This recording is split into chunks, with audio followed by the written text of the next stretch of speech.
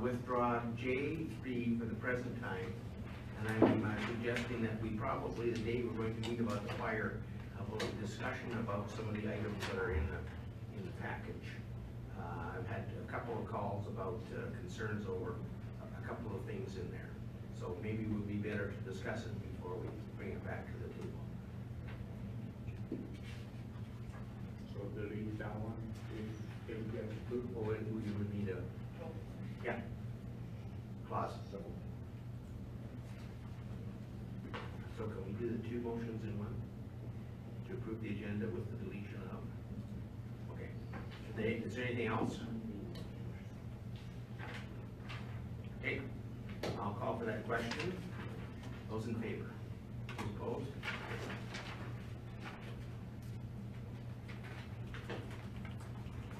And notice the motion. I don't know whether technically I'm not supposed to make motions, but at the RMA, I attended the rural crime thing, and there's this company that puts out this, it's called Connect by AllNet.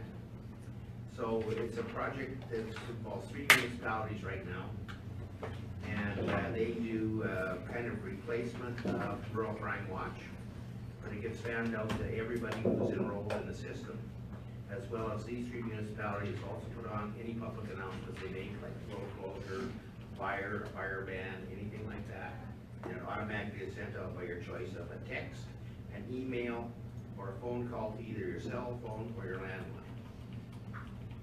And the setup cost is, I think it's about $5,000 a year, and about $15,000 to set it up. But you can communicate through the RCMP and advise of any happenings in a certain area, and they have the areas isolated down to the areas that would be affected by that call. It seems to work very well. I'm wondering if it would be a good idea to have them come down and do a presentation to council, because the amount of rural crime that's happening right now and not being reported is getting quite alarming. So that's just a, okay? Oh, yeah, leave that.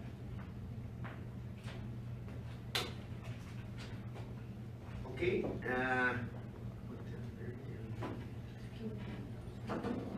let's move down to G1, bylaw 1907. Sorry? Yep. Yes. Oh, sorry. Yeah, good point. Thank you for the reminder. Any errors or omissions of the minutes?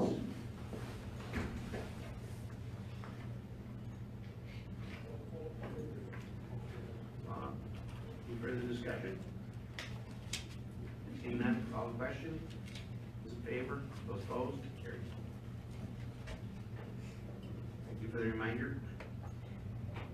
Okay, let's move down to G1, bylaw 1907, 19-007, and 19-008, amendment to energy Thompson area pages 96 to 109. Hillary. Thank you, Mr. Chairman. Get the map up here so you can see where this particular property is located.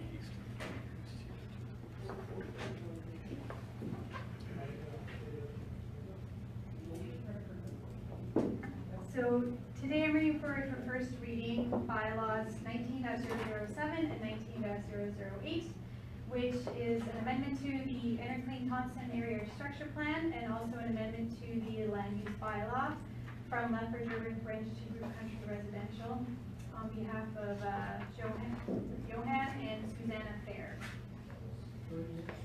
The application was submitted by the Fairs to amend the area structure plan and to rezone their parcel to Group Country Residential. So, the Fairs property is this one right here.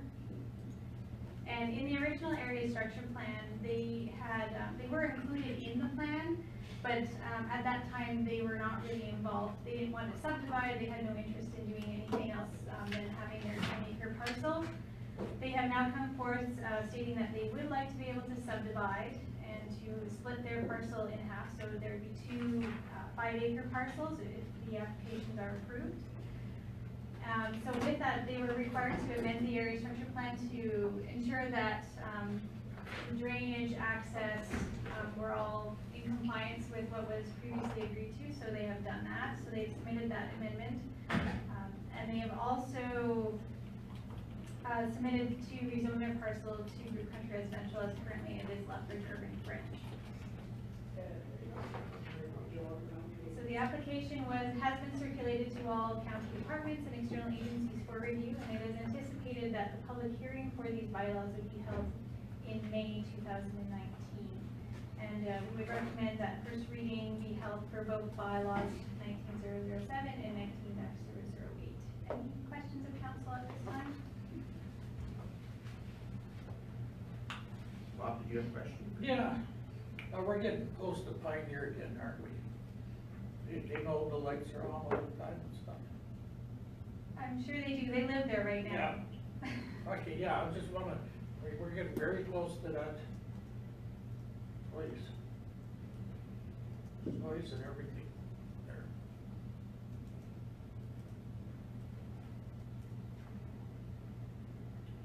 Any other discussion?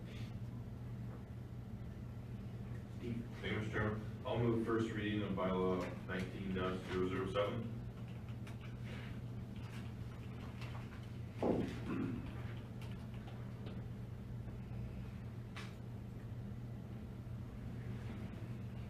Any further discussion? Call for the question. Those in favor? Those opposed? Carried. You included both, right, Nadine? Just 007. Did, I assume you want it separately. Oh, okay. Mr. Chairman. That's not the way it's written in the thing here. Okay, thanks, That's Lori. okay. 19-008. Any discussion on those? Call the question. Those in favor? Those opposed? Carried.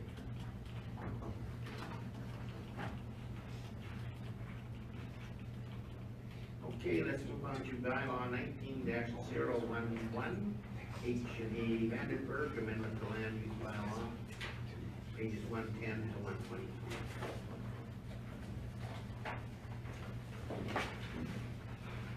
Thank you, Mr. Chairman. So this is another application that's come in for a bylaw amendment to rezone a parcel just west of the town of Nobleford, the southern portion of southeast 2/11/23 west of the Ford, from rural urban fringe to business light industrial. This is on behalf of Harry and Antonia Vandenberg. The application was made to Lethbridge County to propose the amendment. The parcel is located, as I mentioned, directly west of the town of Nobleford, directly off of Highway 519. The purpose of this proposed application is to allow for the expansion of an existing business on the property, so equipment sales and service on the property.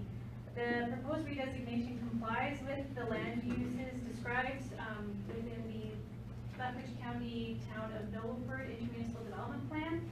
And this application was circulated to all county departments and external agencies for review. And it was submitted also to the town of Nobleford. They did provide comments and they had no concerns.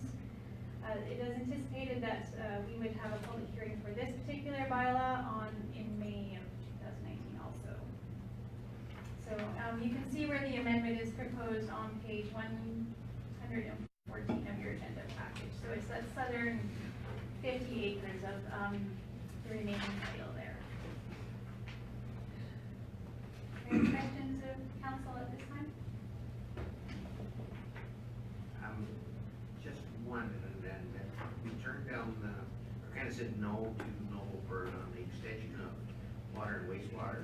Mm-hmm. So, is there going to be quite a bit more of this, and will we need to be looking at that?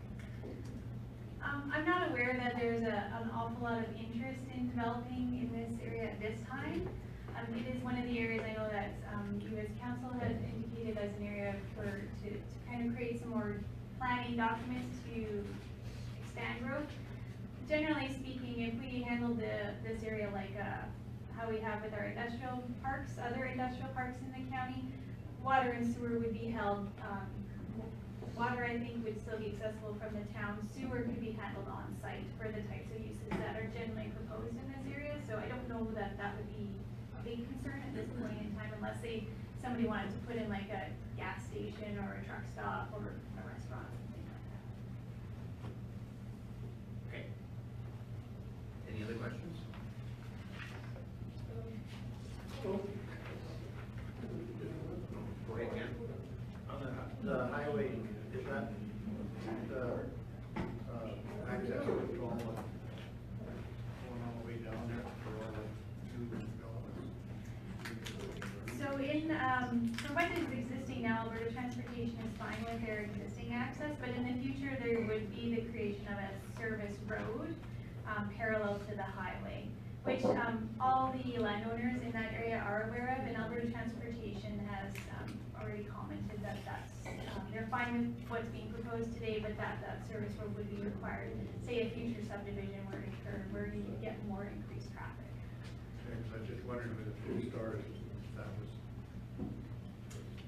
That's for, yeah, there's one access for both of the businesses, so there's Vandenberg Hay on that property, and then their equipment sales.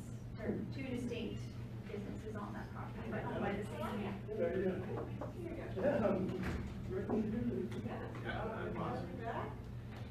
Move that we go ahead with the first reading, bylaw 1900.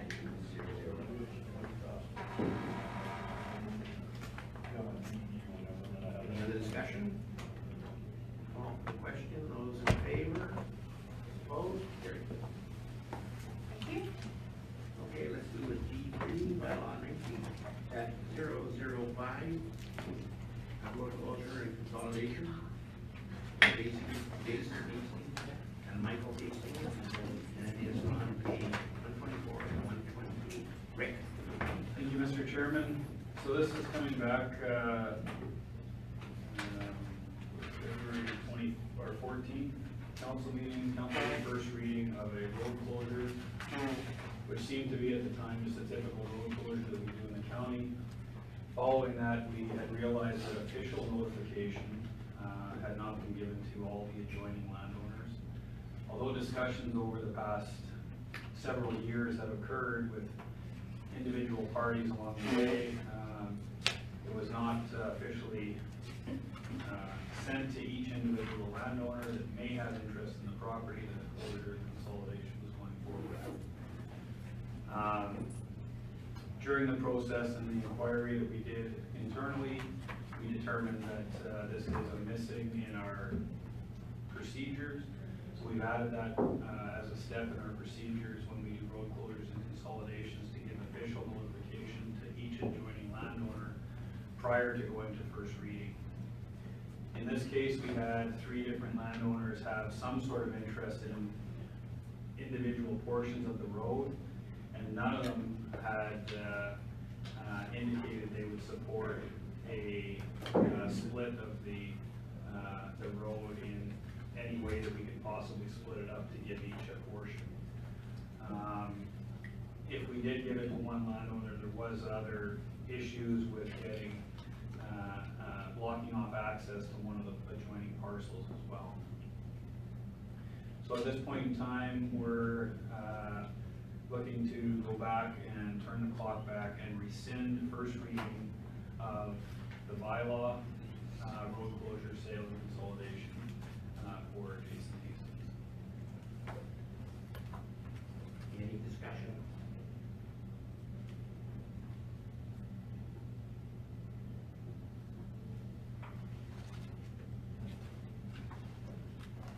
Seeing none, we could use a motion to do so. Just one note to add, there was official apologies given to each landowner from the Municipal Services Department, saying that we did misstep in this proceeding. Steve? Thank you, Chairman. Can you just bring it up on the map for a second?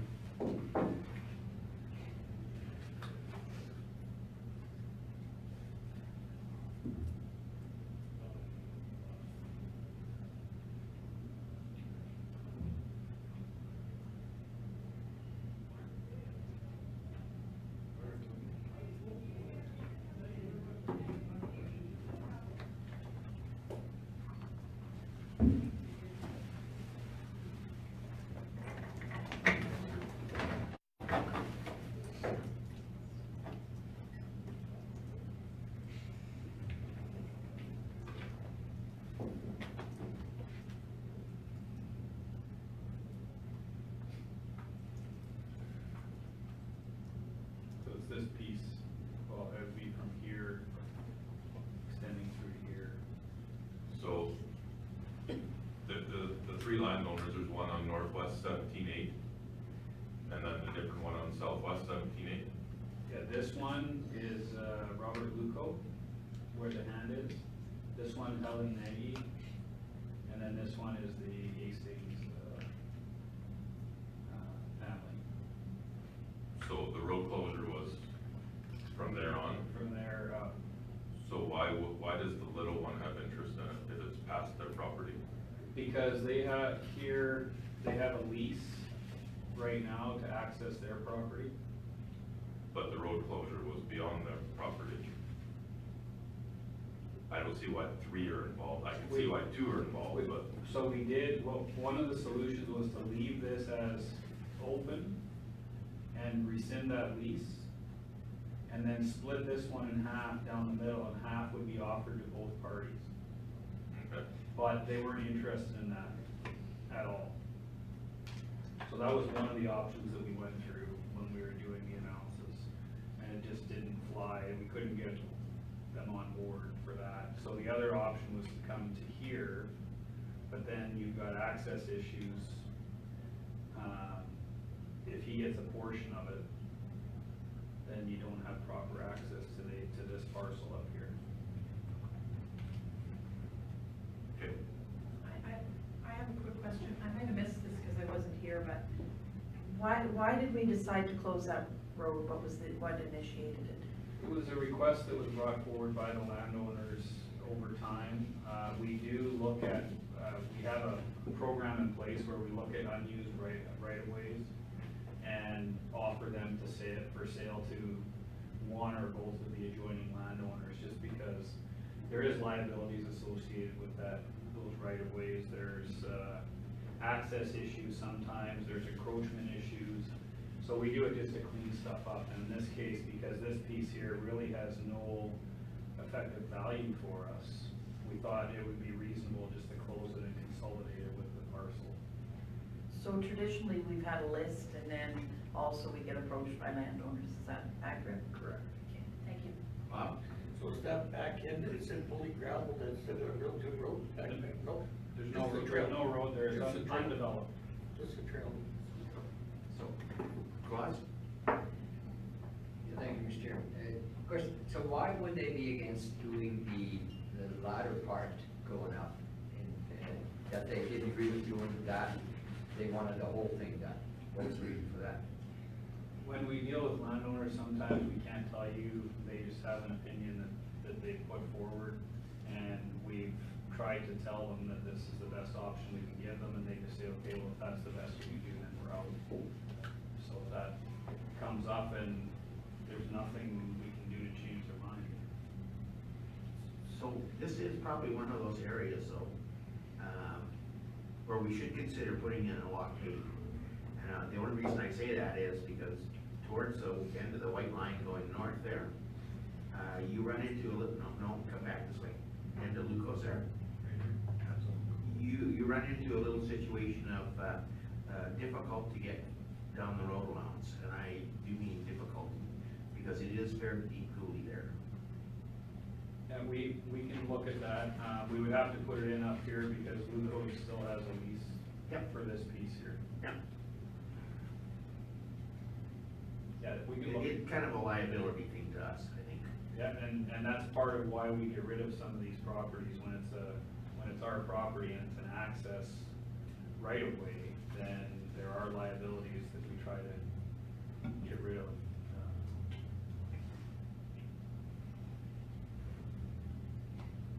Any other comments? Seeing none, I'll call the question. Those in favor? Those opposed? Carried. All right.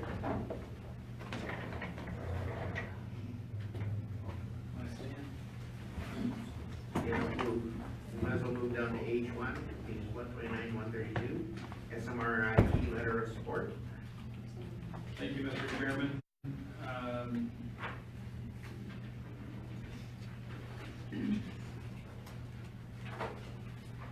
this one's very similar to previous application that has been put forward by the SMRID to get emergency preparedness plans done. They've applied for funding and they were successful in their first application to do 2 of their dams. And following that application, I assume that they were undersubscribed and, or they had extra funding come available. And they were told that they could apply for 2 more dams under that program. And this is just the same idea, is that they would like our letter of support to accompany their application to do emergency preparedness plans for the Chin West and Chin East dams.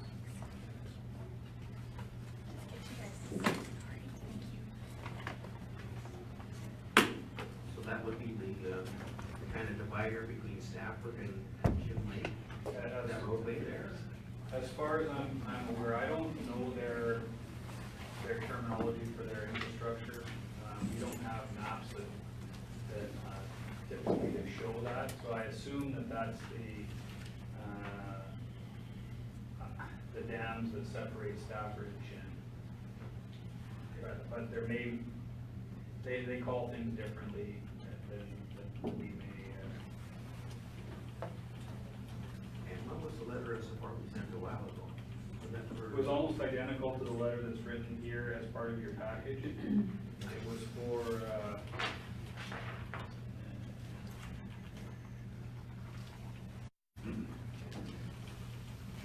Stafford Northeast and, or the Stafford and Northeast Reservoir dam sites.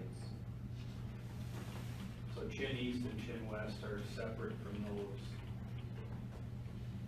So I think the Stafford Dam is the one on the south end of Stafford. I'm not sure. When the road kind of, where the canal comes up, and goes underneath the road there, and it goes to the MD of Tabor on the west, on the north side, I think. That doesn't matter. They're not labeled on our drawing, so Yeah. I'm not familiar with their infrastructure naming. I can understand what they're asking, and it seems reasonable. Okay. Jordan? Thank you, Mr. Chairman. I would make a motion that we forward a letter of support. Any further discussion? Call for the question, those in favor? Opposed?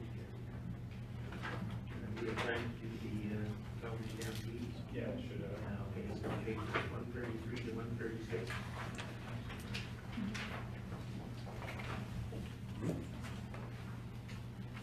Thank you, Mr. Chairman. So the Calgary Stampede BMO Farm Family Awards presentation will take place on Monday, July the 8th, as part of the Stampede festivities. An invitation has come for county representation at those award ceremonies. This year,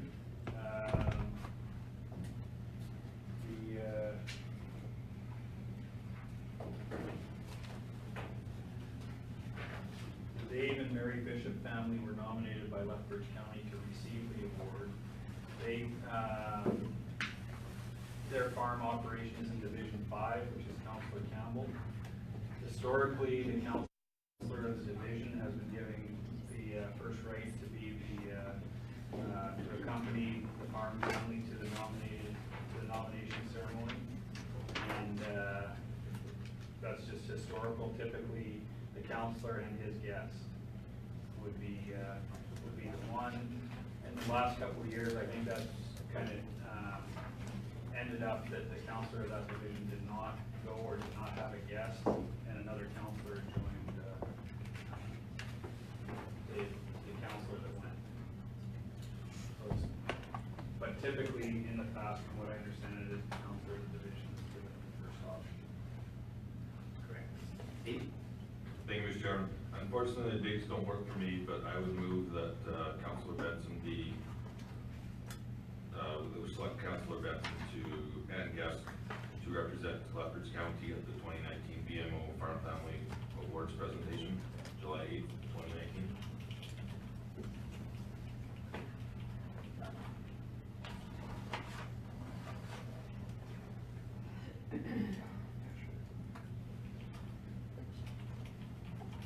Any further discussion? Call for the question, those in favor? Those opposed? Okay, thank you.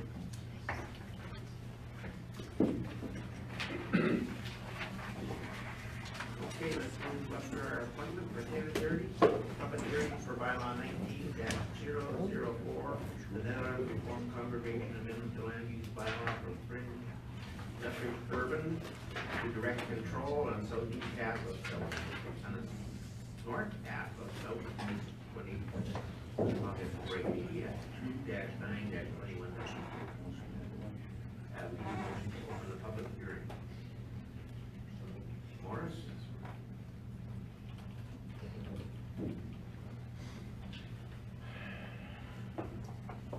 All in favor? Carried. Lori? Thank you, Mr. Chairman. I bring forward for council today the public hearing portion of bylaw 19-004, which as mentioned is for the Netherlands Reformed Congregation to amend the land use bylaw from Lethbridge Urban Fringe to direct control. And it's in the north half of the southeast 2-9-21 west of 4th. So as you can see, it's kind of halfway between Highway 3 and Highway 512, making access off of Range Road 21-1. Pioneer Seeds is on the north, although I usually say Cortina. And then Lethbridge College has the property to the south. There's a number of True Country residential parcels directly to the east and also to the west. So the application was made by the Netherlands Reformed Congregation to allow for the development of a seniors home / nursing home on the property where their church is currently located, along with an existing residence is also on that property right now. We did, county reviewed the application. We did recommend to them to do a direct control application versus going, we don't have a district in the county that would really work for the type of use they were wanting. Other than our hamlets, we don't have something that would accommodate, say, a senior's home. So the direct control was seen as an opportunity for them to be very specific about what type of uses they anticipated on the property now and going into the future, and to also alleviate any concerns with regards to adjacent land uses. Given that this is a very mixed-use development area, there's nothing that particularly stands out as what would be the best use on this particular property. You have some industrial, you have some country residential, you have some institutional. So it's a bit of a mixed bag in this area, which is very historical in this area, just east of Lethbridge. So with regards to the application, county administration reviewed the application against our municipal development plan and any other statutory documents that apply to this area. So within the MDP, we looked at a number of sections, and they're included in my report. This includes the requirements for rezoning, looking at transportation, looking at infrastructure, and looking at protection services. Those are the four main areas of the MDP that would generally apply to this particular type of application. This area is located adjacent to Highway 3, but it hasn't been identified as an area. This particular parcel is not identified as a parcel that we would see fit to have further commercial or industrial uses, just because of the proximity to the residences right across the road and also the existing church property, or a church on the property. If the proposal was approved, with regards to transportation, we would have to look at any upgrades that would be required to the county road, which would be assessed by the Municipal Services Department at the time of the development permit stage.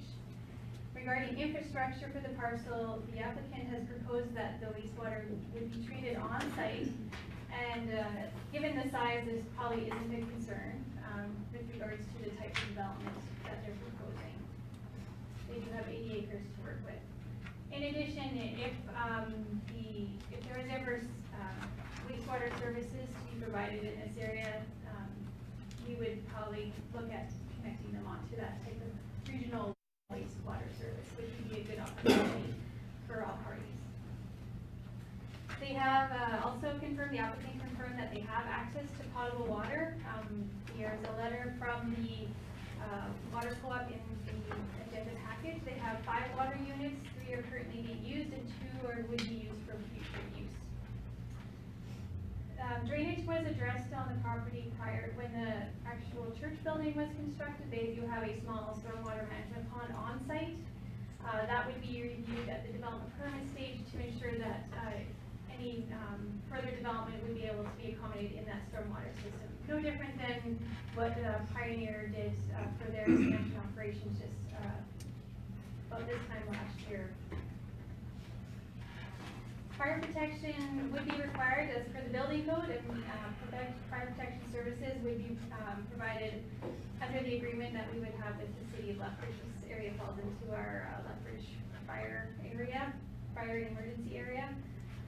The proposed direct control is suitable for the mixed-use development that is being proposed on the property, and it would allow county council the ability to know specifically what will be developed in the future, now and going into the future.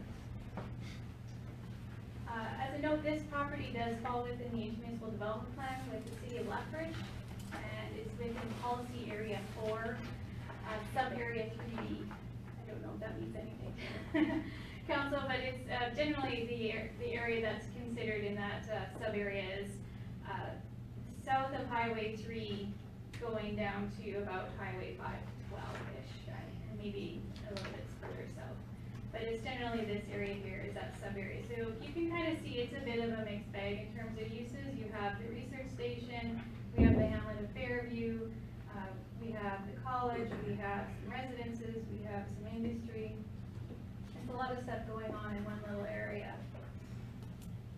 This application was circulated to the county departments and external agencies for review. We received comments from Fortis, the City of Lethbridge, Alberta Transportation, and the St. Mary Irrigation District. Fortis had no concerns. The City of Lethbridge has provided comments on the application. They had concerns with how it fit with the county's MDP and with the IDP. They did submit some comments just late last week, so they weren't included in my report, but they're included in your agenda package. And they elaborated on those concerns with regards to land use and fire protection. Just to kind of, dive into that just for a few minutes. On page 44, 43, and 44 of your agenda package are the comments that were sent last week by the city to the county. And I just had some comments to make on what they had said. They're concerned that in the IDP it said that this would be generally a non-residential area with predominantly agricultural uses north of the highway and highway commercial south of the highway. This area is, like I mentioned, a bit of a mixed bag. So the area is quite broad in terms of the uses that are included, and the parcel is already of a residential, I would say more of a residential nature than a commercial nature. So I would say that, and with the residences across the road, it's not inappropriate to think that this could be included on their property. The council sees fit. The development on 80 acres for the 21 units in phase 1 and the 11 units in phase 2 would probably be of a lower density than what you find in most country residential developments in the county, just as a point. They make reference to the county's municipal development plan, and this area is included in a special area called Special Area D. We did actually do the industrial commercial land use strategy, and this area is included in that. So we do have a plan for future development for the Highway 3 corridor contained within that plan. So figure that covers off some of the concerns they may have had about the county and their planning efforts.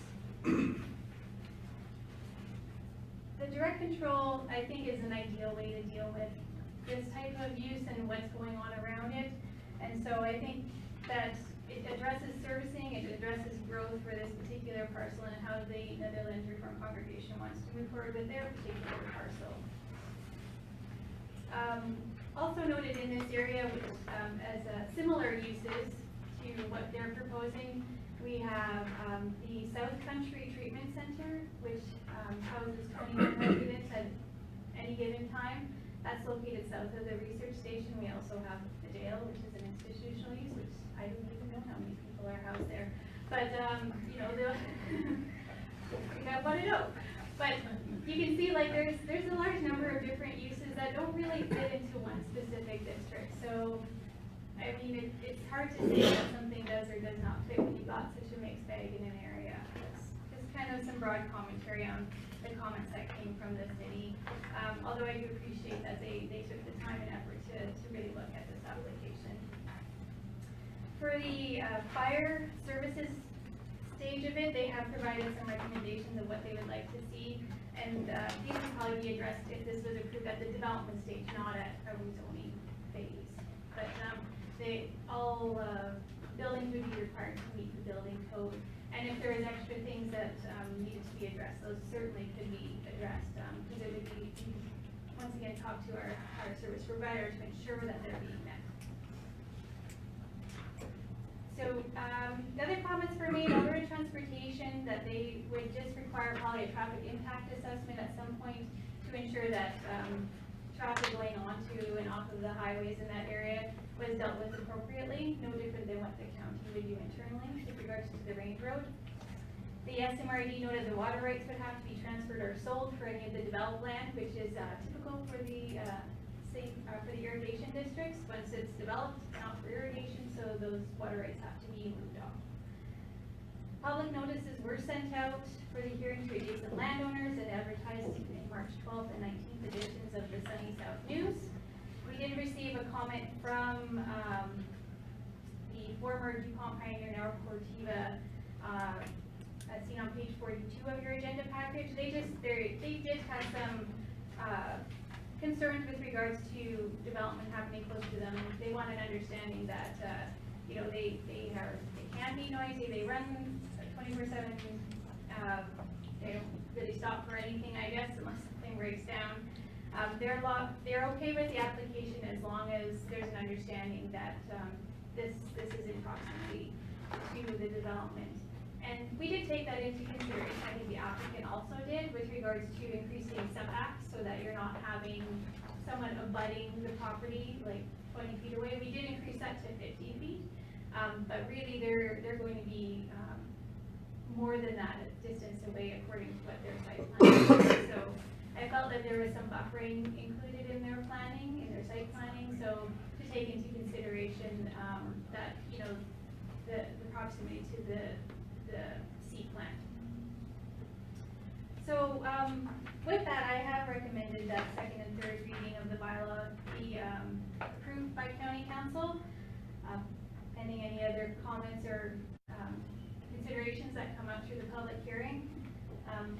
My final comment would be that this type of facility can provide some people within this particular group the opportunity to have you know, carry on their rural lifestyles. I'm sure a lot of the people who attend this particular church live in the area, and that they can remain in a rural setting. That was noted also with the South Country Treatment Center, is that, you know, being in an area where it's not in the city has some advantages for certain groups of people, aging in place included in that.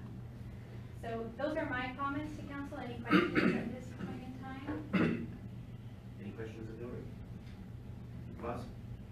Thank you, Mr. Chairman. Just here, I kind of realized that this is kind of the same ideas that the facilities of Picture Butte has, right? It's exactly the And same. this question was that also made into a direct control there? That one is actually just on the south border of the town of Picture Butte. It's not in the county. I'm not entirely sure what their zoning would be. Their residential zoning would be a little bit broader to include that in there. But they did mention when they first wanted to apply for this application that it was it's the same type of facility. There would be the same kind of format, floor plan, everything. So. Any other questions? Hillary, what does the land across the road going to the east? It used to be the Alberta Pork Board, pork marketing thing. What what is the status of that now? Sure, so. I know it's not used for that, but is it? Most definitely is not. That was, that changed a couple of years ago. A fellow who purchased the entire property, which included this area here. So these existing 4 parcels, that was what is now called the Interclean Area Structure Plan, which is a group country residential area.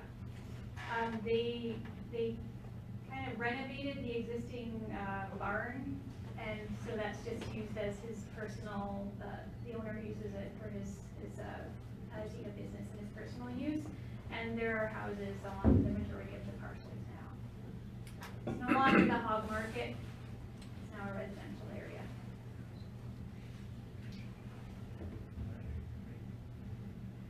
And one other question, and maybe you're not the right person to ask, how many units would this be, like how many people could be accommodated?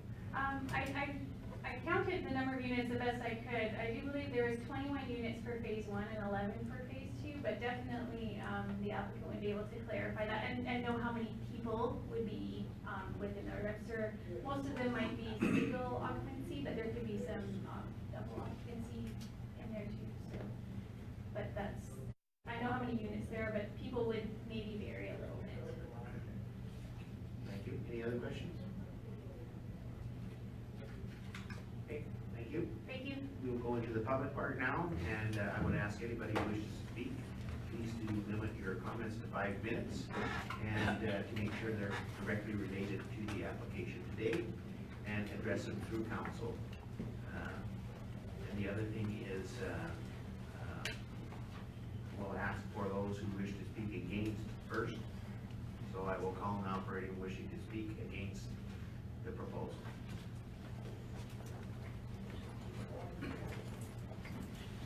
And please keep your name and. Thank you, Worship, members of council. My name is Tyson Boylan. I'm a senior community planner in the city of Lethbridge. I'm joined by a representative from Lethbridge Fire, Ines Heathcliff, who's beside me. Thank you for allowing us to submit our concerns and allowing us to speak today. The city of Lethbridge requests that county council either refuse approval of this bylaw or implement a number of conditions on the proposed development if the bylaw is approved. We submitted a letter to the agenda today, so I won't go into too much detail with that. The primary reason for our request for refusal is that the city of Lethbridge is a provider of fire and EMS services to this area of the county. There's no reservoir that will serve the parcel, so water for firefighting would need to come through an on-site storage pond. It is the experience of the fire department that drafting water from such a system can be problematic for this type of a higher density development. Such ponds also tend to collect debris, and this debris combined with pond stones can damage firefighting equipment. The county's NPP states that the county shall require an applicant to provide a plan or method for fire protection and suppression, and what exists, our fire department, who is a service provider in the area, has not seen it yet. In addition to the issues around firefighting, the county's MVP states that the creation of the master plan to better coordinate development in this area is recommended. Hillary alluded to that. We haven't seen that yet, so if we can get a copy of that, we would like that very much. The intermunicipal development plan, or the IDP, which is the plan between the city and the county for adjacent development, also states that this area, policy area 4 East, has a mix of uses and is generally directed to be non-residential. While small amounts of scattered country residential development might be okay, is the opinion of the city of Lethbridge that much higher density development is contrary to the IUP. Finally, the existing LUF land district is defined in the county's land use bylaw as allowing uses that are considerate of servicing and growth issues. It is the opinion of the city that the proposed DC district in the proposed development is not considerate of servicing and growth issues. Of the existing LUF district, it should be retained. However, now having said all that, if the bylaw is approved as a primary provider of fire services to this location, the city highly recommends that three conditions be implemented in the development, and at the developer's expense.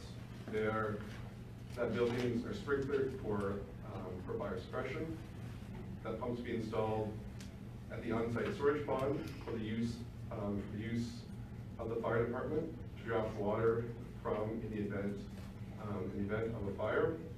The owner of the property hire a consultant to test and inspect annually the pond and the pumps to ensure that they are maintained properly and that they are adequate. Thank you, and we would be happy to answer any questions. Thank you very much. Any questions from council? Pete? Thank you, Mr. Chairman. To install sprinklers in the building, do you need a high volume in the event of a fire for fire suppression? So it's not necessarily on volume, it's the amount of intake that comes in to the building. So it depends on the service that you provide out there. So if it's a 1 inch, 1/4 inch, 2 inch, whatever, it all depends on the service that you provide to the building. Quite contrary, a lot of people think that sprinklers all go off at once, and that's definitely not true. It goes off one at a time, but they do have to meet hydraulic specs, so that they do have to meet a certain type of pressure, and there is a certain amount of volume. We have challenges with a lot because this type of occupancy and classification of building, obviously life safety is the most priority, so that we ensure that not only that the evacuation can be done and the sprinklers are there for the evacuation, it's not there to put fires out. So that's the purpose behind sprinklers, is a lot of people understand that sprinklers are there to put fires out, and that's not what it is. It's to create more time for people to evacuate, also to lessen the amount of destruction for our firefighters to go in, so that it's a safer surrounding environment. Thank you. Can I ask you another question on that, what you're talking about? Sure. So when you're going to, if you had to evacuate a building where you had people who are slightly disabled or handicapped, what is the increase in time between that and, say, people who are normal and healthy? Is it considerable amount more time, or? It's considerable. Just working with long-term care facilities within the city, we're always working with the occupants and the facility themselves on ways to try to streamline to evacuation. Example, regarding the fire, we were very fortunate that a lot of those people were, they had a plan in place, they had practiced their plan, and they had actually had partnerships. And so a lot of communication with the fire department and development for that facility is very, very important, that we make sure that we have tabletops, and but it does determine it increases the time for evacuation without a doubt. We do try to encourage individuals to maybe be self-accountable to ensure that they're able to vacate on their own, and if not, they should be able to partner with somebody and help to be able to evacuate with safety. Thank you. Any other questions from council? thanks very much. And I'll ask again, is there anyone who wish to speak in opposition? And last call, anyone else wishing to speak in opposition? Seeing none, is there anyone wishing to speak in favor?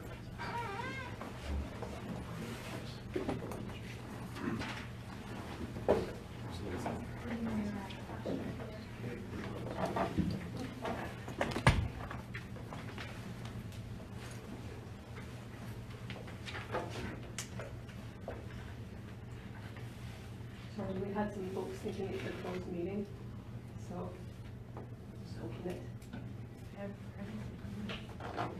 I know. I had. Oh. It's cold. Hot. Can't rely upon heat. No, you can't rely on me, I know we did. Good morning, Mr. Chairman, Good morning. councilors. A little nervous. Could you give your name and? Yes, my name is John Arnold Newsom. Okay. I'm the chairman of the Netherlands Reformed Care Home Committee.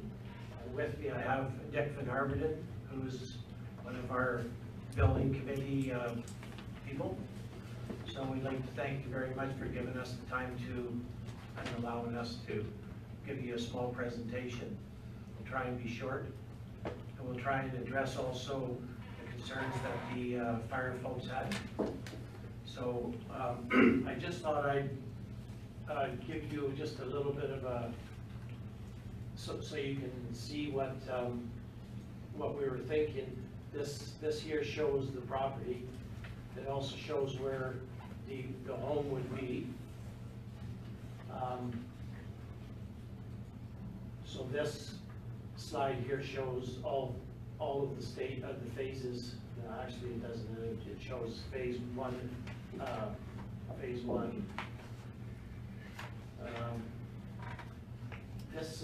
This is a pond, an existing pond that is quite small now, but we hope to make it very large for two reasons: one for cosmetic, and the other one, of course, for fire. This here is showing the various phases and the last phase. So that is the building over the entirety of the project, which could be up to 15 years. You know, it just depends on how fast we would grow. We start with phase one, which would house 15 people, 15 units.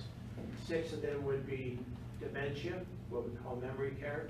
9 of them would be for senior citizens. And then when we go into phase 2, we would do 6 more dementia care units, and that would be max. That's as far as we would go in dementia. We would do another 11. So throughout the project, we would be able to have 52 units. And that, of course, would be when phase 4 would be done.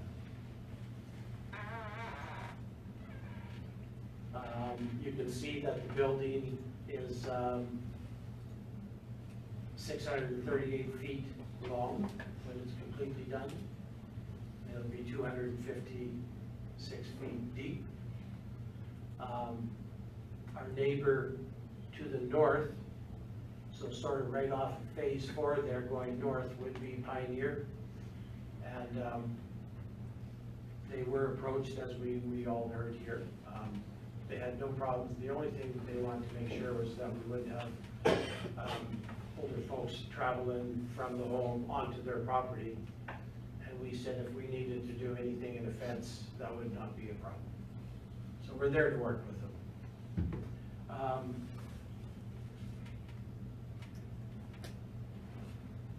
We have an architect here by the name of Van Roekel Architecture. He's doing the detailed construction plans. And we've addressed issues like with traffic flow. We don't feel that there is an issue.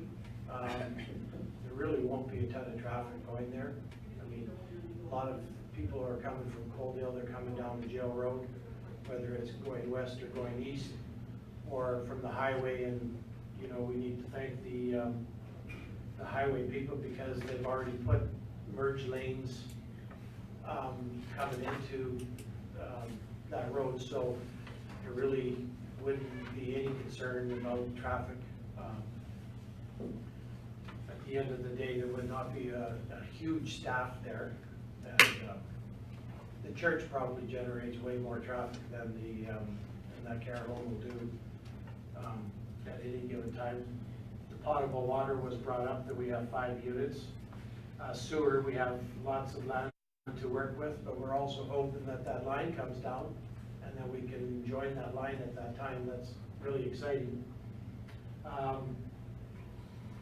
As far as drainage, we're willing to, well, we're not willing to, we are going to make sure that we set that building up properly so there isn't a water problem. There isn't a water problem there already, but we definitely would be building up the land where it's necessary, and Dick will speak to that in a moment.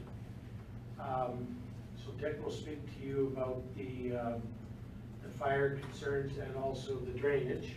I do want to mention that we visited 1, 2, 3, 4, 5, 6, 7 people, and told them what we were doing. We had no opposition whatsoever. One of the gentlemen asked if he could, when he gets older, if he could ever live there. Sorry, just for clarity, when you say you visited those people, were they neighboring, or just people in the community? Neighboring, the people like Pioneer, and then the people across the street, and yeah. Okay, thank you. Yes.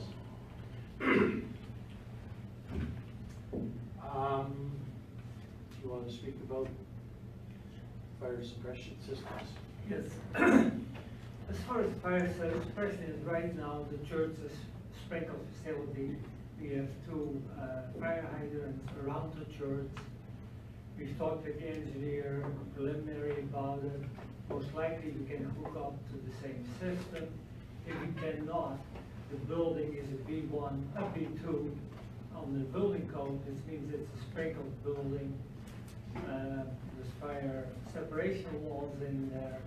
So we're doing everything. It's going to be built according to the highest building standards as far as fire suppression goes. If there is an issue with our pumping system being too small or whatever, that's going to be engineering. We will have to build a separate system, but obviously the building has to be sprinkled. We also will have to have dry wells around it for fire trucks. They will come out of the pond. The pond as now was set up for that as well, for the existing dry well by the church. We're planning to build up the site, and the dirt will be coming out of the pond, and on the drawing it says the pond will be enlarged. So I kind of feel that all the issues that were brought up, we've looked at it already, and we're planning to do something about it. And as far as debris going into the pond, it's right in front of the building, so obviously we're planning to keep the thing clean and not get a stinking mess.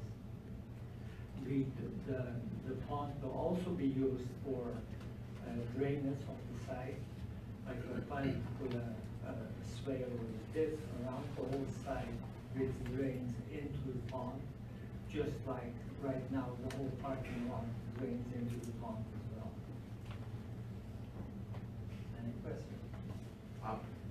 Thank you. Now, isn't the natural drain where exactly that building's going? Pardon me? The natural drain is in that, isn't it? Yeah. So you gotta take the natural drain out of the commission right now. I have to. You build it up where the natural drain is, eh? That's correct. There's a low spot there, a real low spot. On this side, that's right, and that will all be built up. Take a walk over here. Yeah. basically what we're planning is to put a swale, you know, around. Yeah. And then because of the natural drainage. Drain, yeah. It would end up here and it would end up Yeah. into the pond. Okay. There's that ditch running Yeah, across we- the field, you know, about No, I don't know it. And, and there's a pipe going in there, so once the pond, like we get rainstorm, the Yeah. pond fills up and it slowly releases it into the Okay. Any other questions? So do you get water from the SMRD facility, if you don't have enough runoff water? Like you irrigate out of that? No. No, actually, we fill the pond on the end of the year, usually before winter, to bring the level up, because, you know, during the winter time, of course, there's less water coming in. But you get that water from the SMRD, right? That's correct. Okay, yeah, thank you. Yeah. Any other questions? Steve? The existing hydrants, are they attached to the pond or? Yes, they are. Okay. That was designed at that time by our mechanical engineer. It's, can we have, you probably can see it on the Google Earth. There's a circle in there, like it was designed that way. And there's a stand-up pipe inside that circle, but it's about, I would say, 6 feet high. So it doesn't suck right on the bottom, it sucks about 6 feet from the bottom. And it's, there. it's designed up there. We'll just have our GIS. And on the pond, you might be, yeah, you can see it. See the circle, that's a fire. The rest of the pond right now is very shallow, but that will be dug out because we need dirt, and so it will increase the fast. So one other question, when you talk about potable water units, you have 5 available to you. You're currently using 3. So would the 2 extras be enough water for 52 more people? No, actually, we bought 3 originally, Yes. just in case, and the amount that we're using is probably 1. Okay. But, Right. you know, we have to be able, like if there's a draw, for one reason or another, we decided from the beginning we needed enough water. We do have the numbers, like what Pittsburgh is using in the care home there, and how much we need, and there's plenty of water on 5 units. Like we look into that honestly. So you will have access to 5 altogether? That's correct. Okay. Thank you. Any other questions? Steve? Thank you, Mr. Chairman. Just one concern of mine would be the location to Pioneer. You don't anticipate noise problems from there if they're working at night, and just so your residents can rest peacefully? Oh, you wanna answer me? I don't think we do, no. The working part of their building, I guess, most of the noise is internally. Any external would be at the bin area, the bin yard, I suppose. You know, I think they're a fairly quiet, kind of a company there. It's not like a loud manufacturer. So it hasn't been an issue. So we don't foresee it to be. We also hope that we build the building good enough that there's a little bit of a sound enemy. And we'll be quite a ways away from them. So it's not a concern on either one of our parts, theirs or ours. You know, partly on, there's another side to that too. Activity is kind of interesting to people that sit in front of the window. Any other questions? Larry? Thank you, Mr. Chairman. Just a comment actually, and that is with respect to, you know, issues of noise and light and activity, you know, going on 24 hours a day.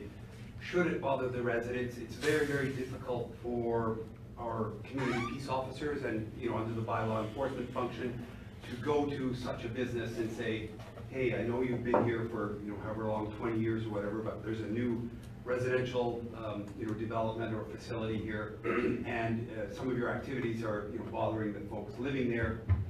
It really does tie our hands from an enforcement perspective. So I think just, you know, these gentlemen have acknowledged it, but just I like think it's important to stress the fact that, you know, should there be issues, we're really very limited. You know, the development would have to go forward knowing that, you know, this business is allowed to do their business, and whatever, you know, disturbances that may cause neighbors, you know, so be it. Again, we're very limited as to any enforcement action we could take to correct that, whether it be lighting, you know, throughout the night, or you know, forklifts driving and waking people at 3 a.m. or whatever. Again, they're there and allowed to function. We are very well aware of who's there first. We are business-minded, and we understand the concept. That will not be an issue. If there's noise and we need to address it, we will address it in a way that works for us. It's, no, not even an issue. Okay, thank you. Rick?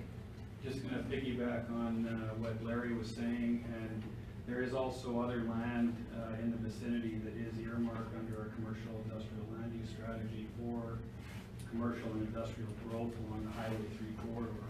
So it's not necessarily who was there first, it's that there is land earmarked for future that we wouldn't want to see negative consequences by having people object to those developments when they come up. We understand. Okay, thank you. Any other questions? Thanks very much.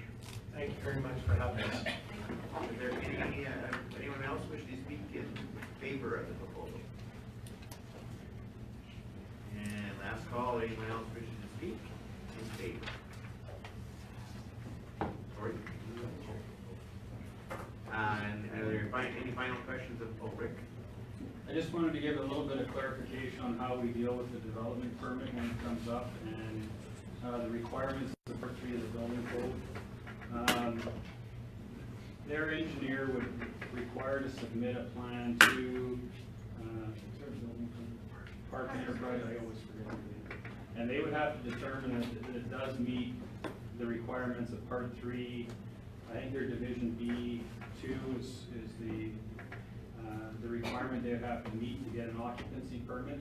That standard would say what type of sprinkler system, how much volume they have to be able to provide of water.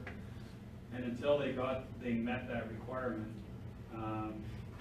they wouldn't get an occupancy permit. Once they got the occupancy permit, then it becomes, they have to meet the NFPA requirements for operating a system, and that's where the fire department would come in and say, you know, they're doing their fire inspection, they have to keep up that standard. So they would have to provide an engineered system that meets the standard prior to getting their occupancy permit post-development. Okay, thank you. Any other questions from council? Do you have anything to go over? No, I don't have anything extra. Okay, you need a motion then to close the public hearing? Move so.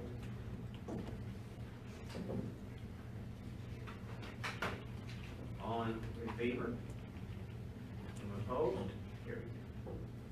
I would like to say we had time to do second and third reading right now, but we're already almost 10 minutes into the next public hearing, so we'll have to wait till later on to address that. We will certainly be in touch, okay? I'm sorry about that, it's just, I have a schedule. Thank you. Thank you for coming in though, okay?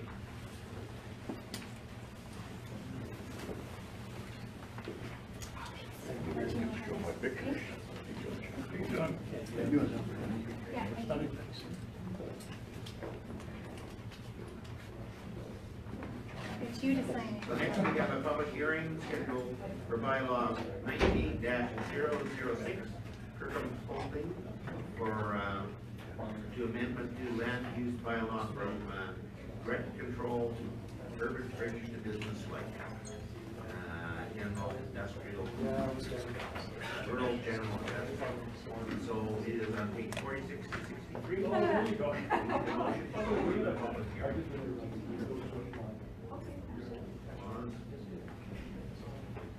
All in favor?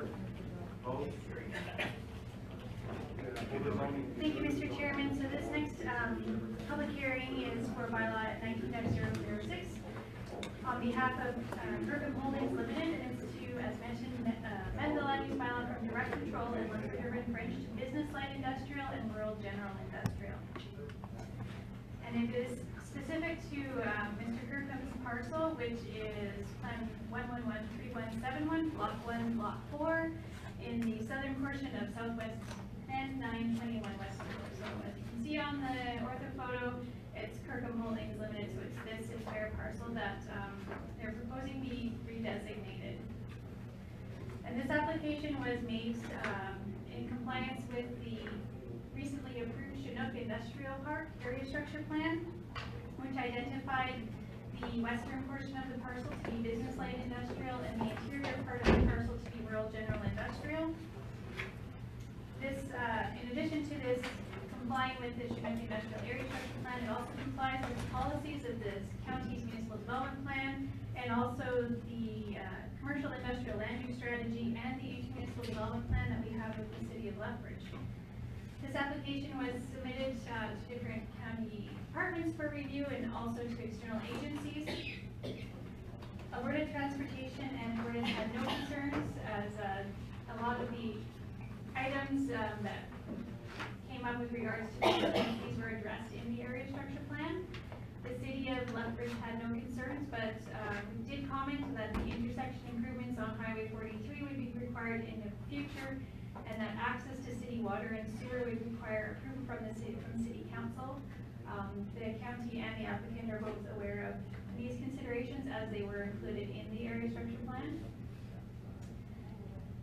And the applicant is working with county administration with regards to the access to city water and sewer, and we'll be just working with them once the subdivision is approved on a development agreement for any future contributions for intersection upgrades. So the development agreement will cover all those particular aspects of the development. It is anticipated, with that, I would recommend that second and third reading of the bylaw be approved by county council, given that it complies with all of the statutory documents that the county has in place that this property would apply to. Any questions of council? Any questions? Seeing none, let's move into the public part. Those wishing to speak against the proposed amendments. Those wishing to speak against. And last call, those wishing to speak against. Seeing none, those wishing to speak in favor. Those wishing to speak in favor. And last call, those wishing to speak in favor. Seeing none, does council have any questions? Steve. Thank you, Mr. Chairman. Just on the 43rd Street intersection improvements, what kind of improvements are anticipated in the future? So I do believe what the reference was in the plan is that as this Chinook industrial area, which is 147 acres total, would be developed out, is that there'll be new access points coming onto 43rd Street, which would need to, at some point in time, there'd probably be what they call, they would need to, anyways, there would probably need to be lights at those intersections eventually. And so one of the things that was addressed in the traffic impact assessment with that area structure plan is when those lights could be required. It's not a guarantee, but it's and so that kind of triggers the county to say, we need to think about it today and put money away for future lighting requirements at those particular intersections. So that could include, or improvements to the existing, say, 9th Avenue and 43rd Street intersection.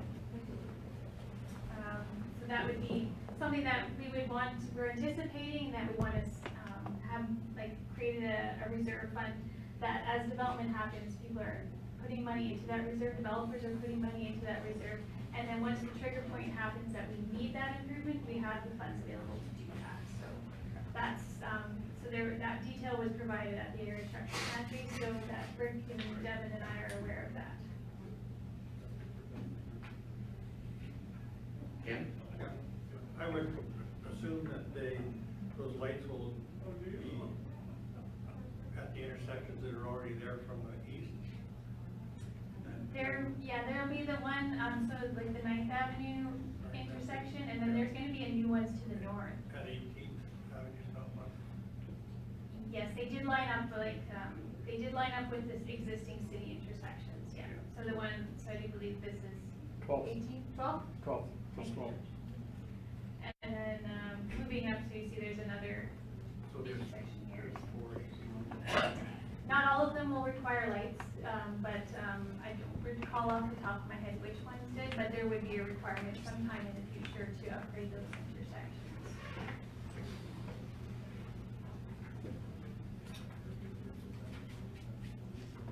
So I'm slightly confused, sorry for this. It says on the application it's for 39 acres. Yeah. If when you're talking about 12th and 18th, that would include the balance of the quarter. No? So the application today is just for Mr. Kirkham's property. Right. But the consideration goes forward, right? We have to start Okay. with the consideration with the southern properties, and then as they develop to the north. So that's why his are included in the mix, because they will benefit from future road networks in the future. I got you. So that's per, yeah, there's a bit of a crossover. Okay, thank you. Any other questions?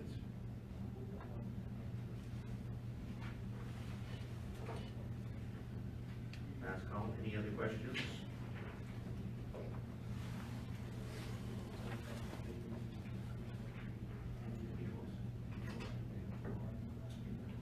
We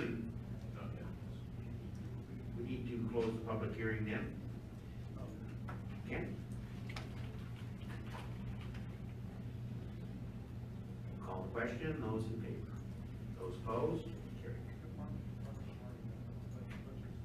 So we have two recommendations in front of us. One is for second reading and the other is for third. What is your wish? Steve? Thank you, Mr. Chairman. I'll move second reading of, is it bylaw 19-006, I believe. Yeah. Okay, thank you. Any discussion on that? Seeing none, I'll call the question. Those in favor? Those opposed? Carried. And do you wish to do third reading today? Klaus? I'll move third reading for the bylaw 19-006. Any discussion? Call the question. Those in favor? Those opposed? Carried. Thank you. Thank you. Yeah, thank you. And I'll be back this afternoon. Yeah, I see you will. Yes, I will. Nice seeing you. When you come back this afternoon.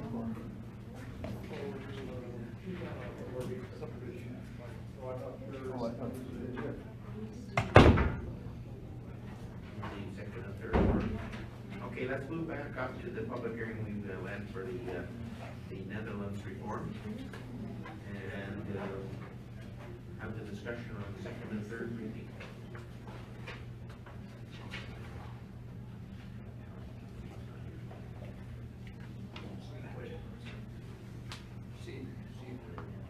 No, that's the other Steve. That one's there. It's a good thing his name isn't Campbell too. I don't have a vote, so.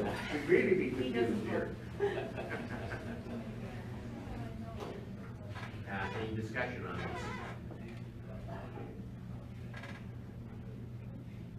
Klaus? Well, I think that with the introduction that we had and the presentations that we had and looking at the fire and the water situation, I think that was well addressed. And seeing what these people, what they're doing in Pittsfield and nothing that positive about the way, you probably can't find any better neighbors than that, so I think that it's a no-brainer. Oh, we should. Yeah. Bob?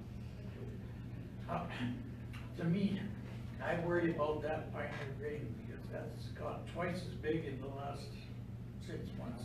And the lights, and they're always fertilizing, because it's like an extra rental ground, because they're always checking different problems and stuff, spraying different sprays, so they better be prepared. You know, there's lots of movement over us.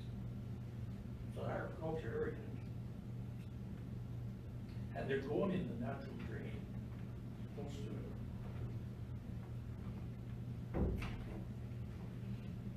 We're just just having some discussion on the Netherland reform request. Oh, good.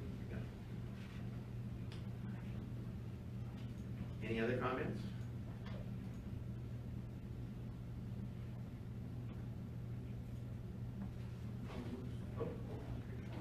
Sorry. Thank you, Mr. Chairman. Yeah, I think I would kind of echo what Councilor Vanderveen said. I think they're aware of the situation, and I also hear what Councilor Horvath is saying, some of the concerns there, but I think that these, the bulk of these people that are gonna be at this proposed development understand agriculture, and many of the people that were here today are actively involved in production, so I think there is an understanding there. So I'd be prepared at this time to move second reading of bylaw 19-004. Any discussion? I do have some concerns about if you had a fire and you had to evacuate, would we, you know, is there time to get everybody out? Like, it's not quite like being in the city where you have more resources maybe available, but can you address that in the next phase of development? Hillary? I can just really broadly speak to that. Rick might be able to speak to it a little bit more from a building side, but every type of development that's like this, so like the jail, South Country Treatment Center, they all have an emergency plan that they have to have in place in terms of how they're going to evacuate people. And from my understanding is that the one in Bridge Butte is they're fairly well organized. They don't just build something like this and not want to be prepared for an emergency. So, and then from the building code side, they would have all the appropriate systems in place to ensure that, like you said with the sprinklers, that they're there to help people evacuate, and you have staff on hand. It's not, you know, where you have a residence where you don't have anybody really directing traffic. This is, you know, a manned facility. So that's just my impression. Maybe Rick could add to that just a little bit. Yeah, so there's 3 layers that get involved in that life safety issues, at least 3 anyway. First of all, is the life safety issues are addressed at the building code stage. So the building has to be designed and accommodate access and egress, both for firefighters to get in and the people to get out, the hallway widths, all that kind of stuff, the sprinkler system. Everything has to be in place to be able to have a plan that meets the requirements. Then the second phase is meeting the NFPA requirements for your fire inspections. And when they come in and do the inspection, you can't have stuff piled in the hallways, and you can't have things in the egress. You can't have locks on doors that can't be opened easily. You have to have certain fire separations. The doors have to be closed or have mag locks so the doors will automatically close when the fire alarm goes off. All those type of NFPA stuff. They have safety health requirements because they're going to have staff there that have to evacuate the building. It's just like us in here. When people come into meetings, we have to have a plan in place so we can get everybody out safely. So all those layers have to be in place, or they're going to lose either their occupancy permit, or they're going to lose their right to operate the way they are. So all those checks and balances are in place going forward from the time that they get their development permit right through till operations going forward. And they do have to have an emergency preparedness plan for a Part 3 building. And my other concern is about the number of potable water units they have. I am slightly concerned it may not quite be enough, like 5 units if you consider. Right. And I realize, you know, the usage varies so widely in what we currently have. Like some people only use maybe 30% of their allocation, and some people use it all. So it's hard to say what it's being used for, but I don't know, is 5 enough? So from what I heard from the applicant just speaking here today, they bought 3, they have 5 altogether. Yeah. They use 3, but they only actually use 1 Right. for the existing facility as it stands. So, I mean, that's something, like you said, it's maybe a bit subjective, but they would have to have a cistern in place. Say that there was a failure, something happened and the water, you know, was also running short. They would have to have a cistern that's big enough to be able to service that facility for probably an extended period of time, maybe a few days or a day or 2. Yeah, my question may not be on the number of units that they have, but on the access to water through the agreement.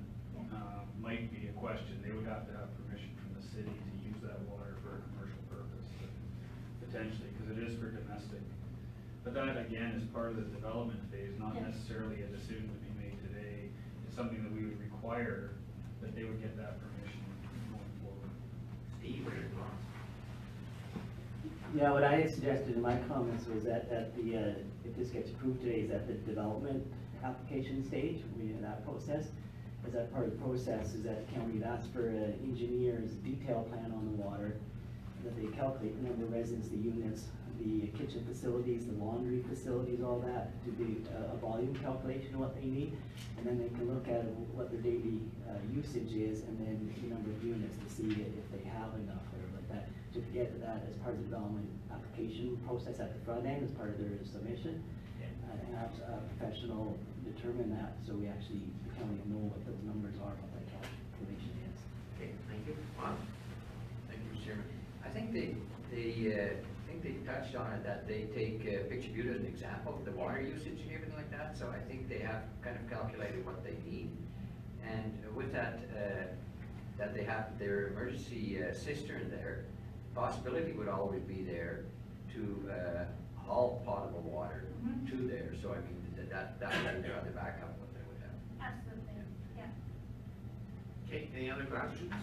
Steve? Thank you, Mr. Chairman. So with this being direct control, does the development permit come back to council, or? The way that this direct control is drafted, it would be an administration approval of a development permit.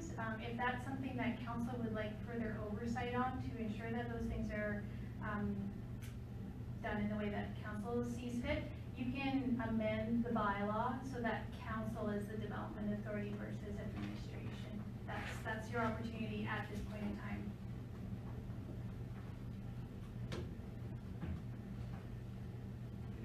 Steve? I guess just a comment on that then. I'm okay with development authority, but I guess just as long as the concerns today are.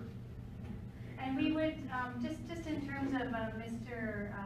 Heath Wright and Mr. Tyson Woolen, their comments from the city is that for any type of development of this nature, even when Pioneer expanded their operation, we send it to the fire department for their review and sign off on it prior to issuing a permit.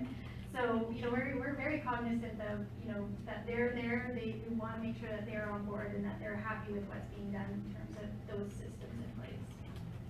Yep, go ahead, Ann. And just to speak to that too, Councillor Campbell, internally, we have a very robust development team that meet and talk about all the issues and not just the concerns that were addressed, but to try and address everything so that each department's coordinating together before we move forward to the next steps. Yeah, thank you. Great. And just one comment on the fire system that, and I overheard Keith, the gentleman, the fire chief that was up here. They're not in favor of drafting systems, which I'm not either, and that's part of our review of storm ponds in general and stuff like that. Drafting systems cause the fire departments a lot of issues, like they said, like rocks or sediment, all those kind of things. So they're gonna suggest something a little higher than the minimum standard of what their, is gonna be a pumping system. So instead of having a draft from a dry hydrant or the hydrant system that goes directly into the pond, they're gonna say their recommendation at the time of development is that they build a fire pump house, probably right next to the pond, that would pump the water into a pressurized system that they could draw off instead of draft from their trucks. Drafting causes a lot of issues for fire trucks in a lot of regards. So the gentleman that was sitting here in charge of the development said absolutely he would be in favor of looking at that at the time of development. So Rick, is that something like similar to the system that's in Roxburgh Business Park? Yeah, Roxburgh Business is a fire pump system, so it pressurizes the fire suppression in the whole development at the time of need. So it doesn't stay pressurized all the time, but at the time, as soon as they call for water, those pumps kick in and it pressurizes the system, so the trucks aren't trying to draft out of a pond. Steve? So what they currently have now with a couple hydrants, is that kind of or they would have to improve on that then? Yeah, they would have. They would upgrade their system. Okay, and it sounded like they were more than willing to do whatever the kind of needed to. And on the storm side, they know that they have to upgrade their storm plan because their existing pond is undersized for the new development, so they would have to look at the whole area and identify the natural drain that goes through there and add that volume to that pond as well. Any other questions? Yes, Yes, Mark. thank you, Mr. Chairman. You know, we're hearing all of those things, but they're also probably gonna have to acquire liability insurance, and I'm pretty sure, you know, that end of it is really gonna have a close look at, you know, what they really have in place on it, I would think. Okay, any other questions? Bob? Thank you, Mr. Chairman. I would like to move that we read the bylaw. We already have that. Okay. Tori moved that. Okay. For a second. Seeing as there's no other questions, I would call the question. Those in favor? Those opposed? Okay. Now we have third reading. Ken? Any discussion? Call the question. Those in favor? Those opposed? Carried.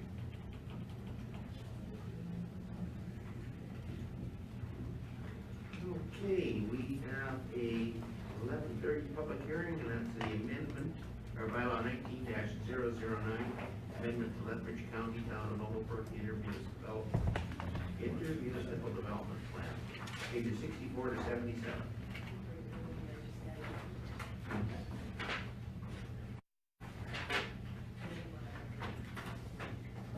Oh, so we need a motion to open the public hearing. Bob? All in favor? Opposed? Carried. Thank you, Mr. Chairman. So bylaw 19-009 is an amendment to the Lethbridge County Town of Noblesburg intermunicipal development plan. In the past year, even less than that, in the past 8 months, we've been meeting with the Town of Noblesburg to discuss how the IDP is working, what's not working, and because it was due for a review every 5 years, we're supposed to be doing a review on that particular document to make sure that it's current. So we did do that review with the committee members from both municipalities, along with Steve Hardy from the Old Man River Regional Services Commission. And we identified that some amendments had to be made, mostly because of the updates to the Municipal Government Act and also the adoption of the South Saskatchewan Regional Plan. So we included those amendments in the document. One concern that came up was policy 5.2.2, which was with regards to the manure application in proximity to the town. There was some lively discussion, I would say, amongst the committee members on whether or not this should stay, or should it go, or should it be changed. The county's concern with this particular policy is that we cannot enforce it in accordance with what the NRCD has told us more recently. And they're getting more, the NRCD is getting a lot more, let's say, refined in how they're applying the Agricultural Operations Practices Act and regulations. And they said that the county can't actually enforce that particular policy. So instead of removing it totally, we did change it so that it was a little bit more, kind of massaged it a bit so that landowners can enter into an agreement with the town and with regards to manure application, so that it's done in an appropriate manner, it's not affecting the town residents. We thought that was a very good compromise. Another area that we looked at was we had the landowner who was just east of Outlook Acres, which is the country residential subdivision just south of Noblesburg. They had asked if we would request a change from their land use designation in that IDP from country residential to rural commercial, because that's where the precision cabinetry business is. And they wanted to be able to have the opportunity at some point in time to maybe expand. And that, to the committee members, actually made a lot of sense because it's a very low-lying area, a bit boggy at times. So it wasn't really suitable for residential purposes. So we thought highway commercial would be a better opportunity for the county in that area. And also it would give the opportunity for the committee members to bring up their recommendation to move the access point from the Highway 519 off to the County Range Road, just to the east. So that was kind of another good opportunity that we had there. Those were really the three core areas that we looked at in terms of the IDP. Everybody else was very happy with how the document is being dealt with and enforced. The remainder of the policies are implementable and have no issues. So with that, and they're all included in your agenda package. If you have any questions on what was put in or removed, myself and Steve Hardy would be able to answer any questions. But with that, administration has recommended that the council read the bylaw for a second and third time. Any questions? Council? So Hillary, when you talked about manure and how kind of the residents would sort of make suggestions to the person putting it on, or I wasn't quite sure what you meant there. I kind of glazed over it. But if you look on page 71 of your agenda package, policy 5.2.2, so we changed the policy so that it included, instead of being an exclusion area, we call it an application sensitive area. And then also we added a C, which states that the county town may proactively consult and negotiate an agreement or a memorandum of agreement with landowners who own lands within the identified application sensitive area to have operators agree or to not stockpile manure and to not limit manure or limit its and specify to limit it or manure spreading or to limit the specified period of time that it could be incorporated. Making sure they're incorporating it less than 24 hours, say within like 8 hours, let's see. And with prior minimum notification given to the town of when this activity occurs. So just giving some consideration for a more urban environment. So, you know, we'll kind of see how this works. But I know that a number of landowners out there have asked that to be able to apply manure in that area. And I think if there was consideration for the town, you know, it's a little bit, you know, more of an effort to, you know, let them know when they're going to do it, that they're going to incorporate it in a more timely manner than they might have otherwise. That this is the opportunity that we saw as you know, and the town could go out to those landowners, the county could go out, we could both go out with them together, but it was seen as an opportunity for it not just to lay on the county shoulders, but also the town shoulders too. Steve, and then Mark. Yeah, just maybe to add to that, with our discussions with NRCB, what they indicated was they're going strictly by the book under AOPA, so if it allows 24 hours to record, that's what they'll go by.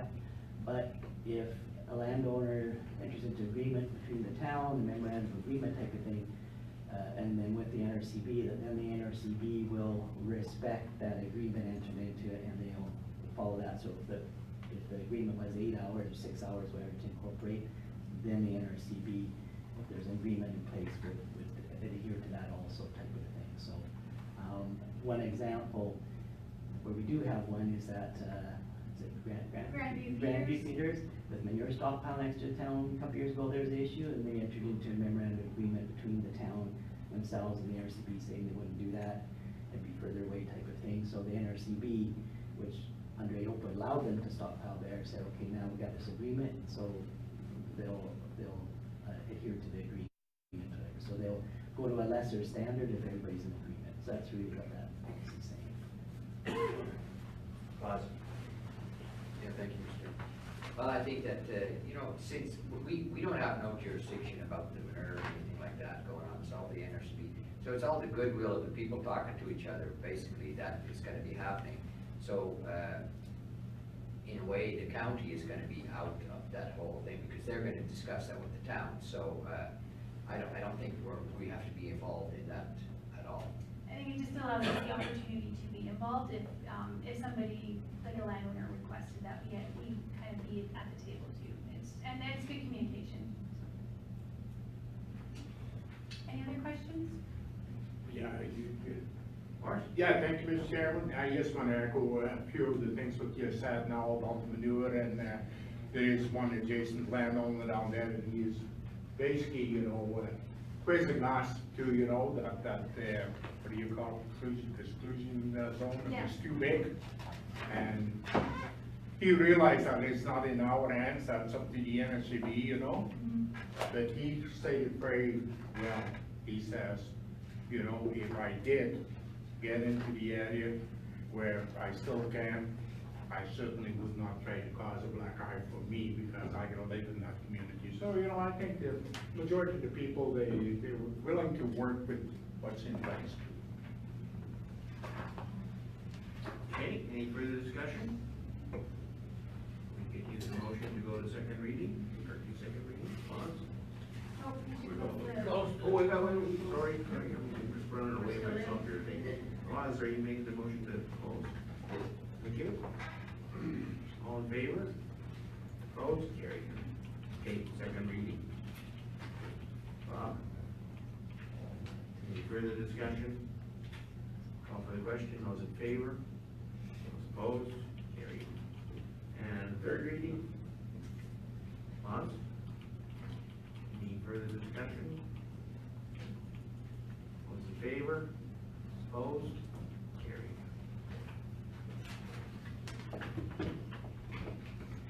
Okay, let's move over to, okay, let's do, corporate services, pages 136 to 146, the business tax bylaw 19-012 for 2019.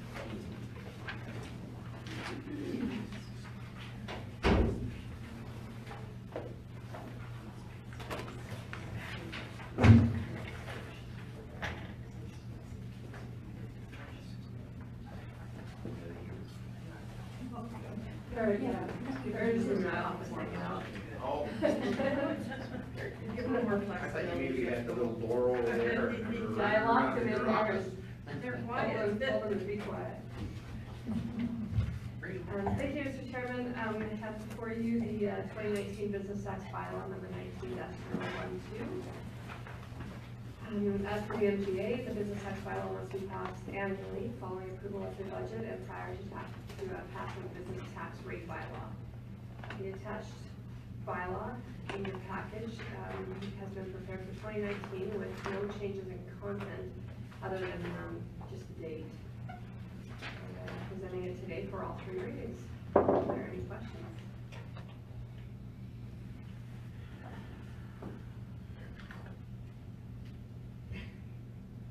Any questions, Steve? Not a question, but if there's no changes, I will move first reading then. Any discussion? On this portion, moving forward. Okay. Okay, no problem then. Call the question, those in favor? Those opposed? Carried.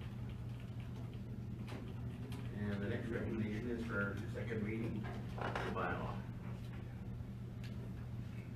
Last second reading. Any discussion?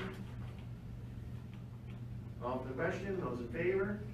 Those opposed? Carried. And the next one is to go to third reading, and for that, everybody needs to vote in favor, or we have to wait till Cory gets back. Yeah, we have enough, so. We're okay.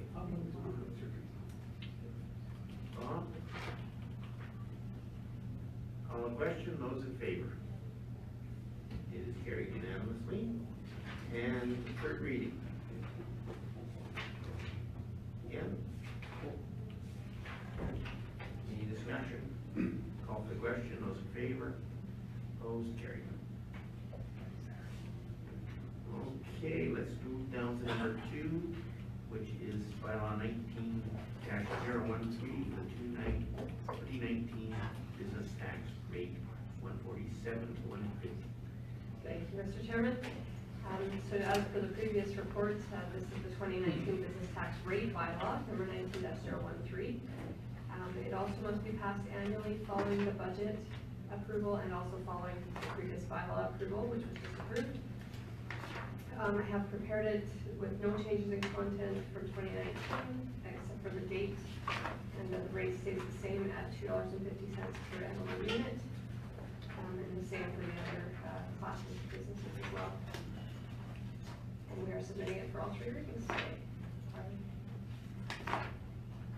We are anticipating, if this is approved today, that we will get these out soon, and they'll be sent out in mail early May. So we're hoping that with a little bit earlier deadline there, it gives people a little more time to submit their numbers and get their appeals in, and also it doesn't affect the timing of the actual property tax meeting also. So when you send it up the same time as the property tax, was Earlier. earlier? Yeah, because they go out as invoices, they don't go out as, it's just a different process, so different kind of department that does them.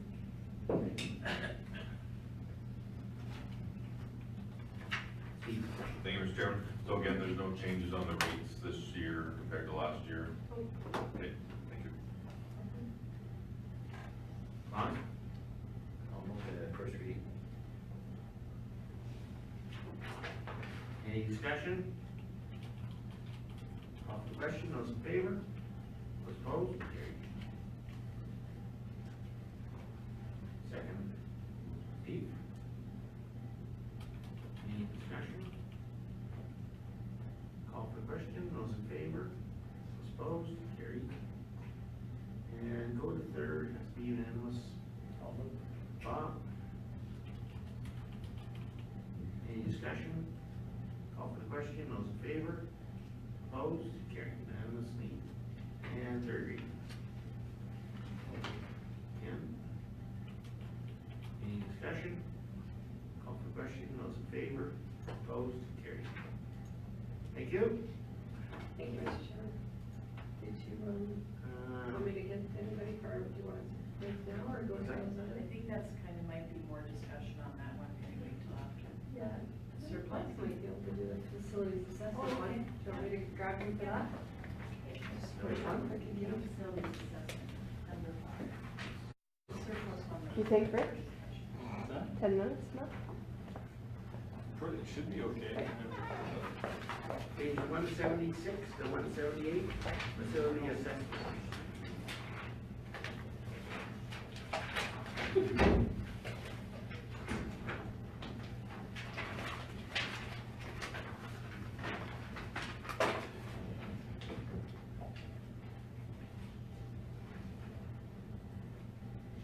Who's presenting this one? Oh.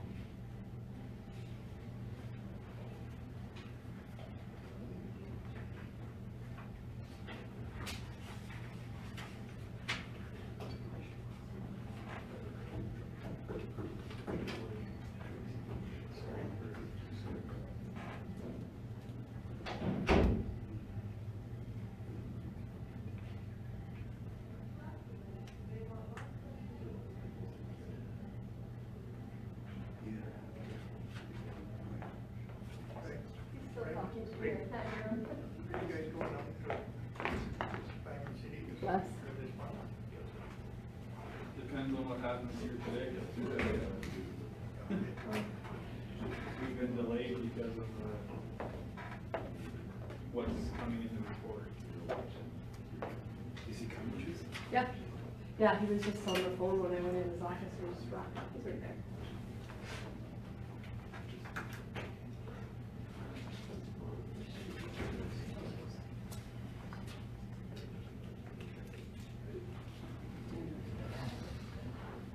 Mike?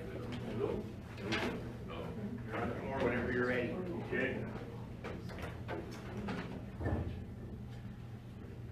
All right, well, good morning. My report today is regarding, I'm not sure if you've read it or not yet, it's regarding the facilities assessment project that we have on the books for 2019 budget. To sum it up, we put out the RFP for this project to have the facility assessment done, issues that was done. All the proposals that were received came in well over the estimated budget. So what we're here to do today is ask for an increase to that budget amount. So what we did is we reviewed all the RFPs anyhow, because all the pricing came in very, very similar between the proposals we received. So we went ahead and scored them, chose the best proposal, and then through discussions with that proponent, we were able to provide some more information to them. And they were able to reduce their price quite significantly on their part, but still requires an adjustment on our side, potentially. So what we're asking for is an increase, not an additional $69,000, but an increase of $19,000 for a total of 69 from the budgeted 50 to carry forward this budget.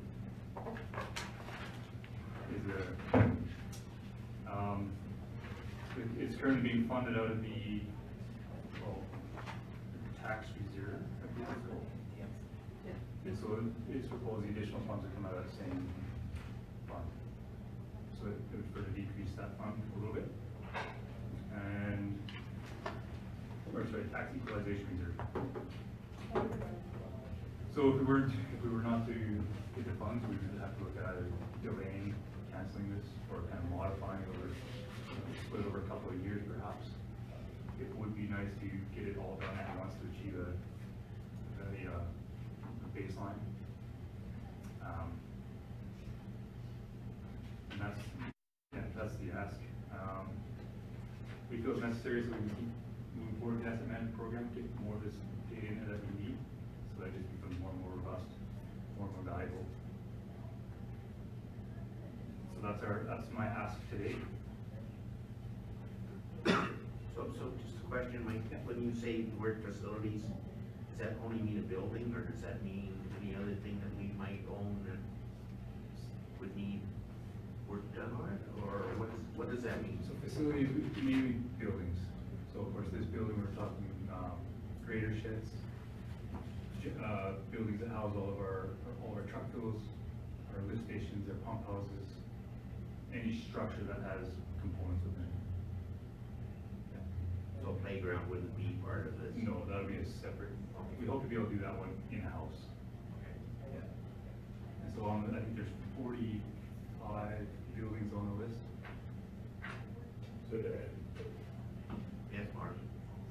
So that includes the Diamond City Hall then too, or? Yes, that is county property too, I guess.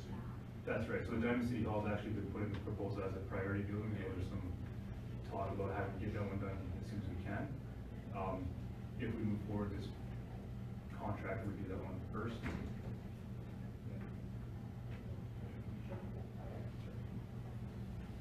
Okay. Any other questions?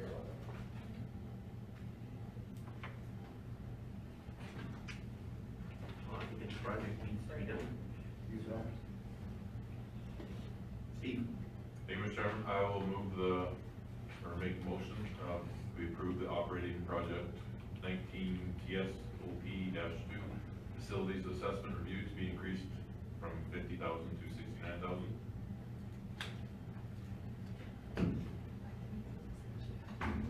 Any other discussion on it? Okay, seeing that, I'm going to call a question. Those in favor? Those opposed? Thanks, Mike. Thank you very much. Thanks, Mike. Thanks, Mike. Nice time, Mike. Yeah. How did you see it in the Where the weather? Mars is? What's that? Yeah, I borrowed it from Morris. So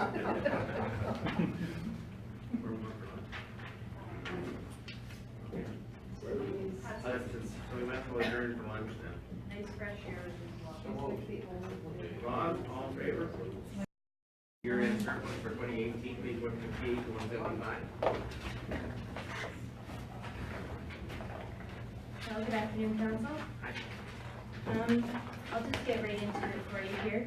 On page 161 is sort of the summary of how the surplus was derived. So this is through the year-end process, and once we start funding and making all of the transfers as per the budget or council resolution for projects and different items, this is what we've come up with. So the year-end surplus for 2018 was just shy of $718,000. It sounds like a big number. This is still 95% of the taxable budget that was utilized. So not that we would like to see it at 100, but the budget is a guideline and we were quite close. So I can go through each department. I have given a brief summary of how those surpluses and deficits through each department came to be. So we'll start with I'll just go through them really quick, and then if you have any questions, council can just let me know. So council deficit of 75,000. This was primarily due to travel, subsistence, registration, and membership fees throughout the year that were over the allocated budget. I feel that just kind of looking at the historical, some of this is due to just more meetings and more attendance from council than historically. We might also want to look moving forward at the budget itself and making some increases there just to have it more in line with what's actually happening.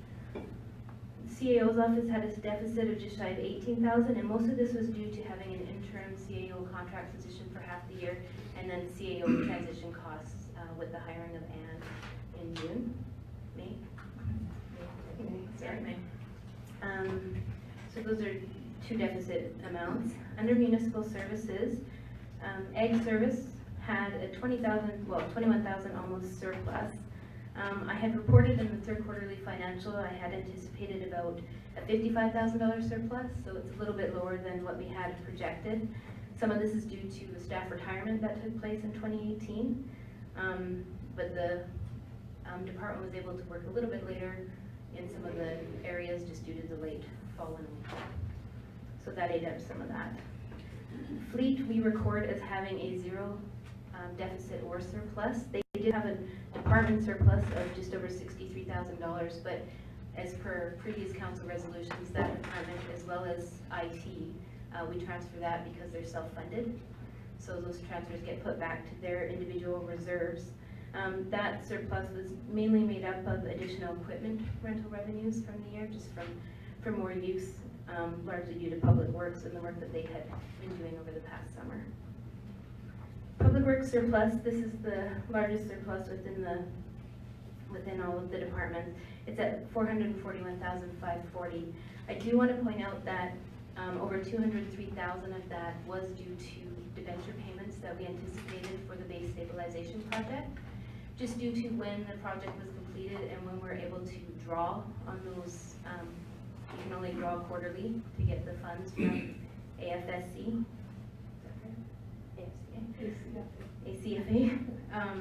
So we didn't have payments, full year payments or even part year payments on a couple of those debt draws just because of the timing on them. So for 2019, we'll have 100% pretty well draws based on the budget. So once you take out that debt portion, it brings their department surplus to $238,000, and we were projecting about a $200,000 surplus in the third quarter as it was.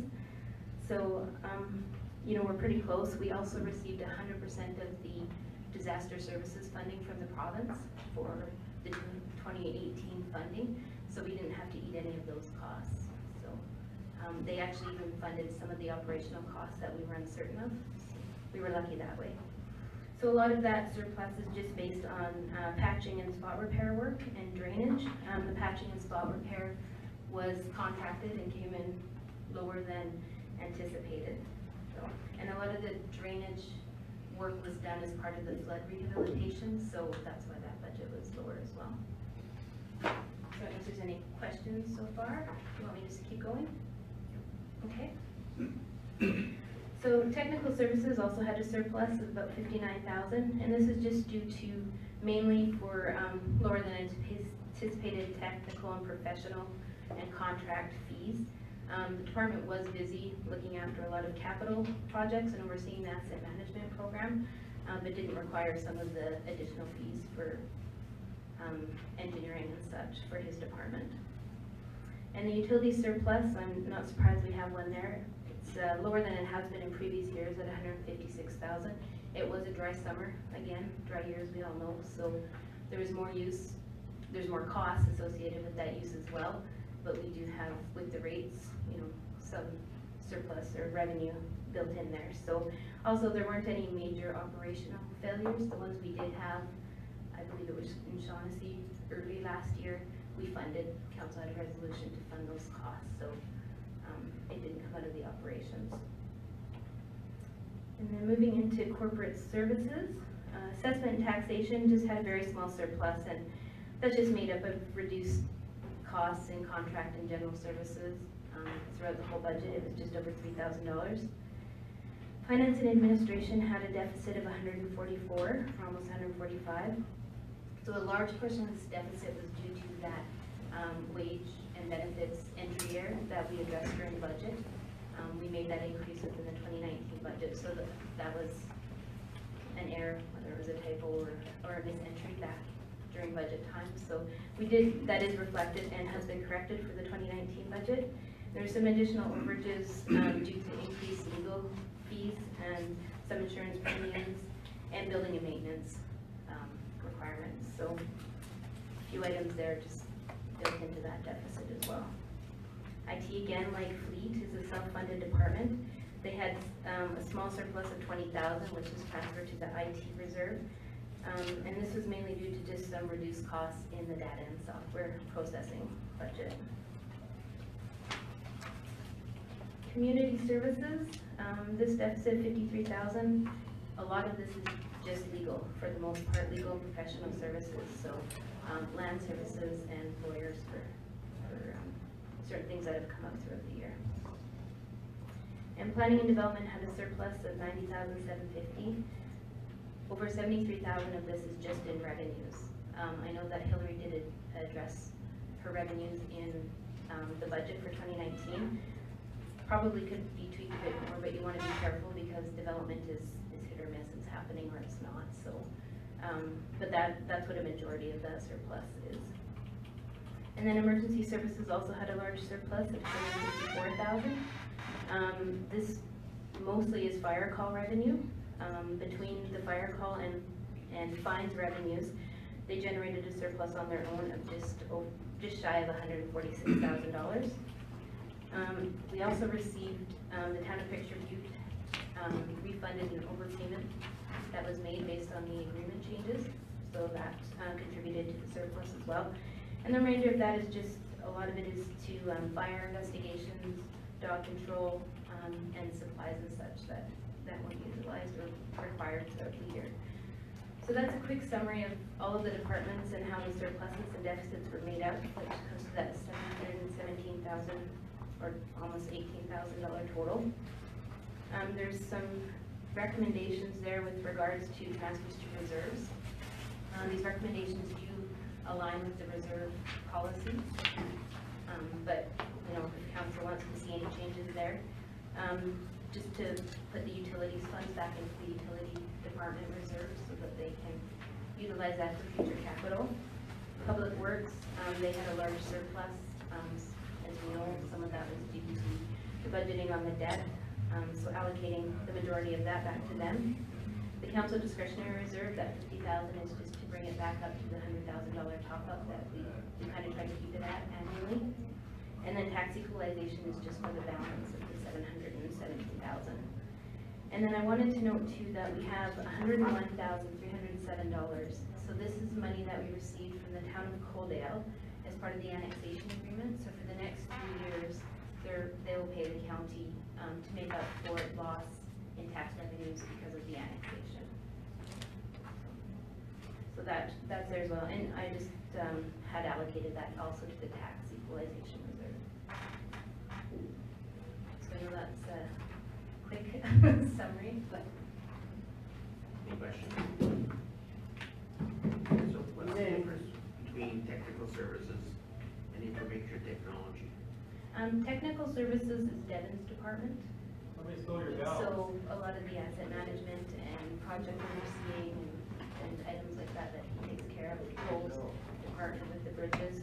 And then information technology, IT is Doug's department. So all the computers and mics and TVs and all of those monitors. Okay, and my other question is on the utilities. You said you did achieve a surplus, but you also had increased in costs. So Yeah. what's the kind of the ratio between the two? Like, is it 2-to-1 or not that high, or how It does that wouldn't work? be that high, I don't think, because our surplus would probably be a lot higher. But in the last couple of years, we were having quite a significant surplus, as you probably remember. And I think that was because we were increasing the rates to align with the city's rates, which we have to pay, and then also increasing on the county side. And then we've just kind of tried to balance that out a bit more. We always increase by the city's rate because we want to make sure that what we're buying from the city we're able to pay back. And then we need to cover operating costs. So I don't know the actual ratio, Lauren, but I do know that we try to keep it as fair as we can for the residents and to cover our costs here.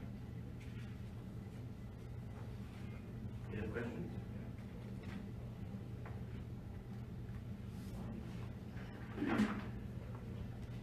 Seeing none, we require a motion if you're in favor.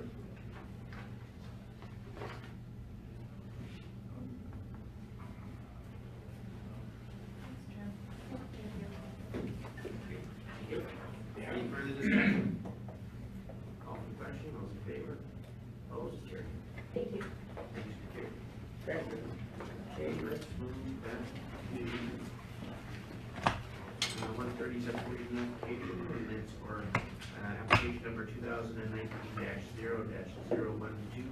for some holdings limited, pages 78 to 95.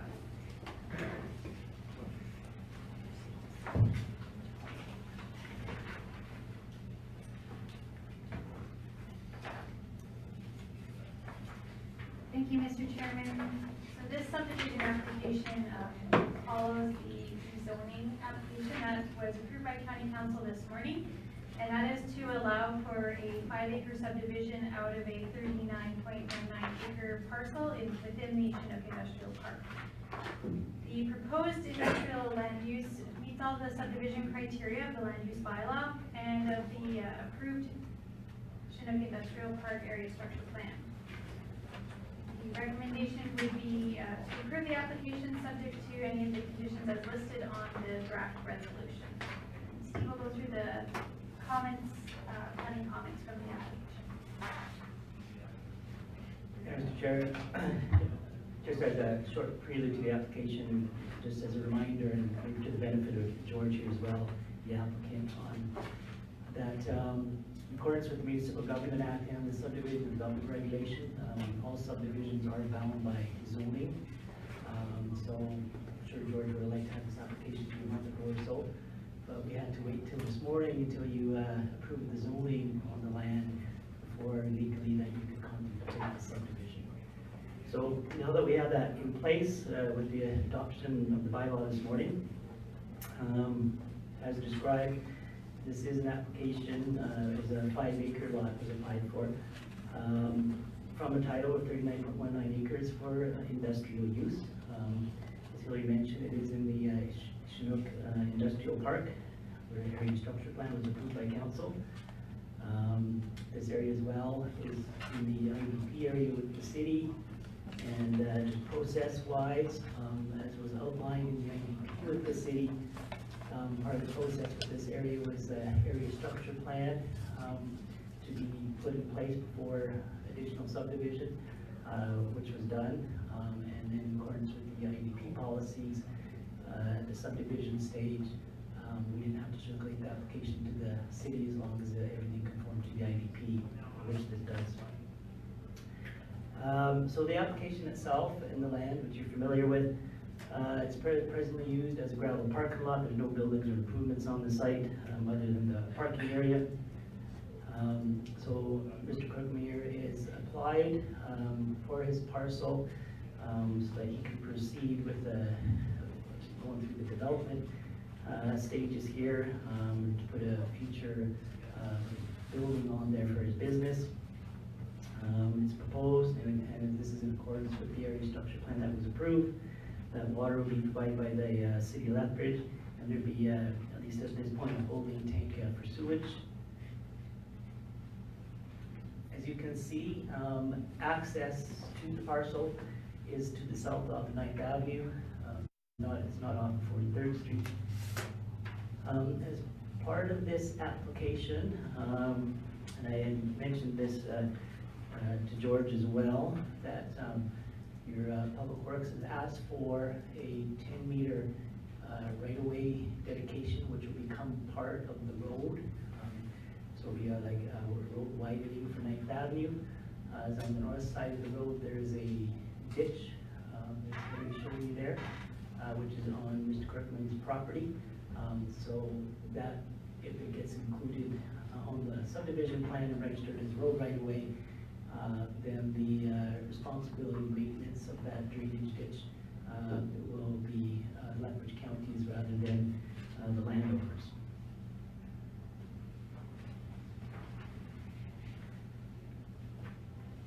So, the application itself, now that we have the zoning in place, it does conform to the area structure plan, and to the land use bylaw, for the industrial standards on lot sizes and that sort of a thing, and all the applicable subdivision criteria. This is a one-off subdivision, so to speak. At this point, we're just dealing with this one 5-acre plot for George, so he can expand his business and apply for development permit to put the new building on there. So with that, it does conform to the ASP and the IUP and the land use bylaw.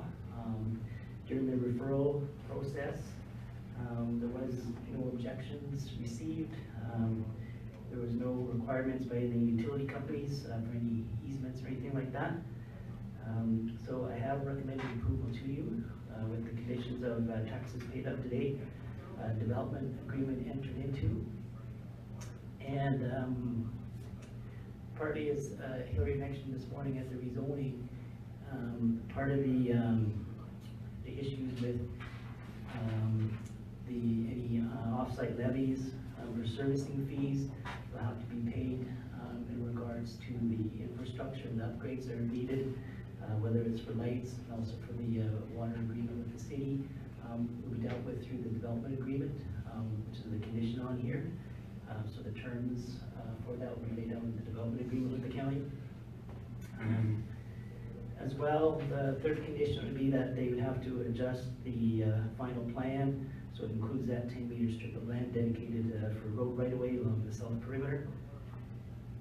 And number 4 just reiterates that the payment of any applicable servicing offsite levy fee payments applicable to their acreage share for what they're doing, including the stormwater pond levy and the city of Lethbridge fees, is required, but that may be addressed through the terms of the development agreement. As well, the one other item is that the information was sent out for your agenda package. We didn't have a municipal reserve value in yet, because there would be municipal reserve that'd be only in payable on this subdivision. So I did get that in the other day. I talked to George about it, so he is aware. But the assessed value of this has come in at $60,000 per acre. So that'll have to be paid on the subdivided yard that's coming out. And then on the remainder, which is 34.19 acres, we would register a deferred reserve caveat. So as this is subdivided out in phases, if they come back to do more lots at that time, we would take the reserve on those parcels then of whatever they're subdividing into the future. So those would be the 4 conditions, along with the municipal reserve payment. The recommendation of approval. Any questions for Steve? Steve? Thank you, Mr. Chairman. Just with this being the first one out of this area, how is the internal road network going to be? Would they line up with the roads to the south, or it kind of depends on how big of development other properties might be? Councilor Campbell, through the chair, yeah, the roads will line up, so we've done the subdivision, so it lines up with 44th Street to the south, so it goes straight north. So yeah, every time we'll have a subdivision, it'll have to work with the road network that was included in the area structure plan, so that it does make logical sense moving forward. Any other questions?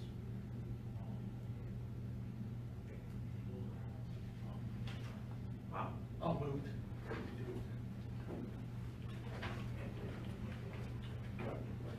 No questions, any other discussion? Seeing none, those in favor? Those opposed? Carried. Thanks. Okay, I think we just have one more. What's that? Yeah. Alberta Energy Innovation Forum, April the 12th at U of L, pages 179 to 180.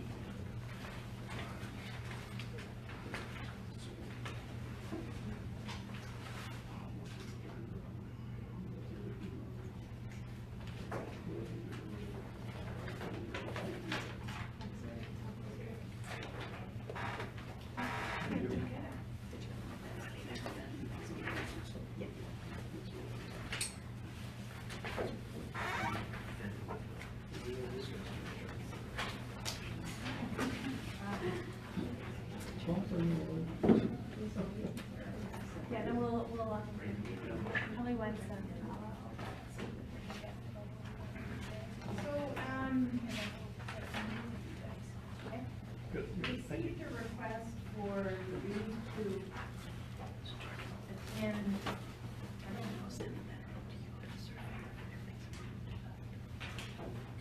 the Alberta Energy Innovation Forum that's scheduled for April 12, 2019, University of Lethbridge. I believe this has happened in the past, and the motion is that any member of council wishing to attend is able to do so.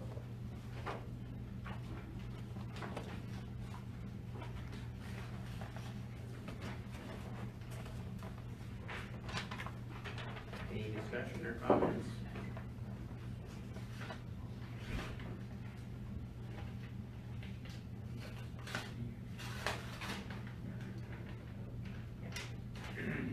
Councillor Horvath has mentioned that he is interested in going. I'll be attending as well.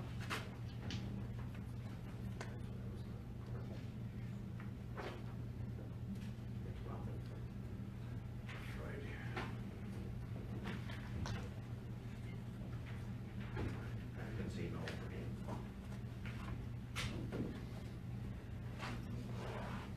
Steve, are you?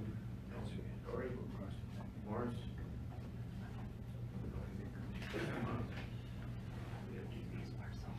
Okay, so we need a motion to. Okay.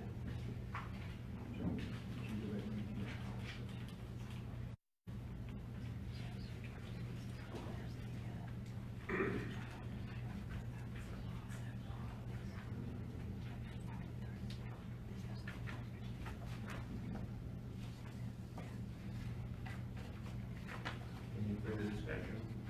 Call for question, those in favor, those opposed? Okay, see it for our regular part, we need a motion to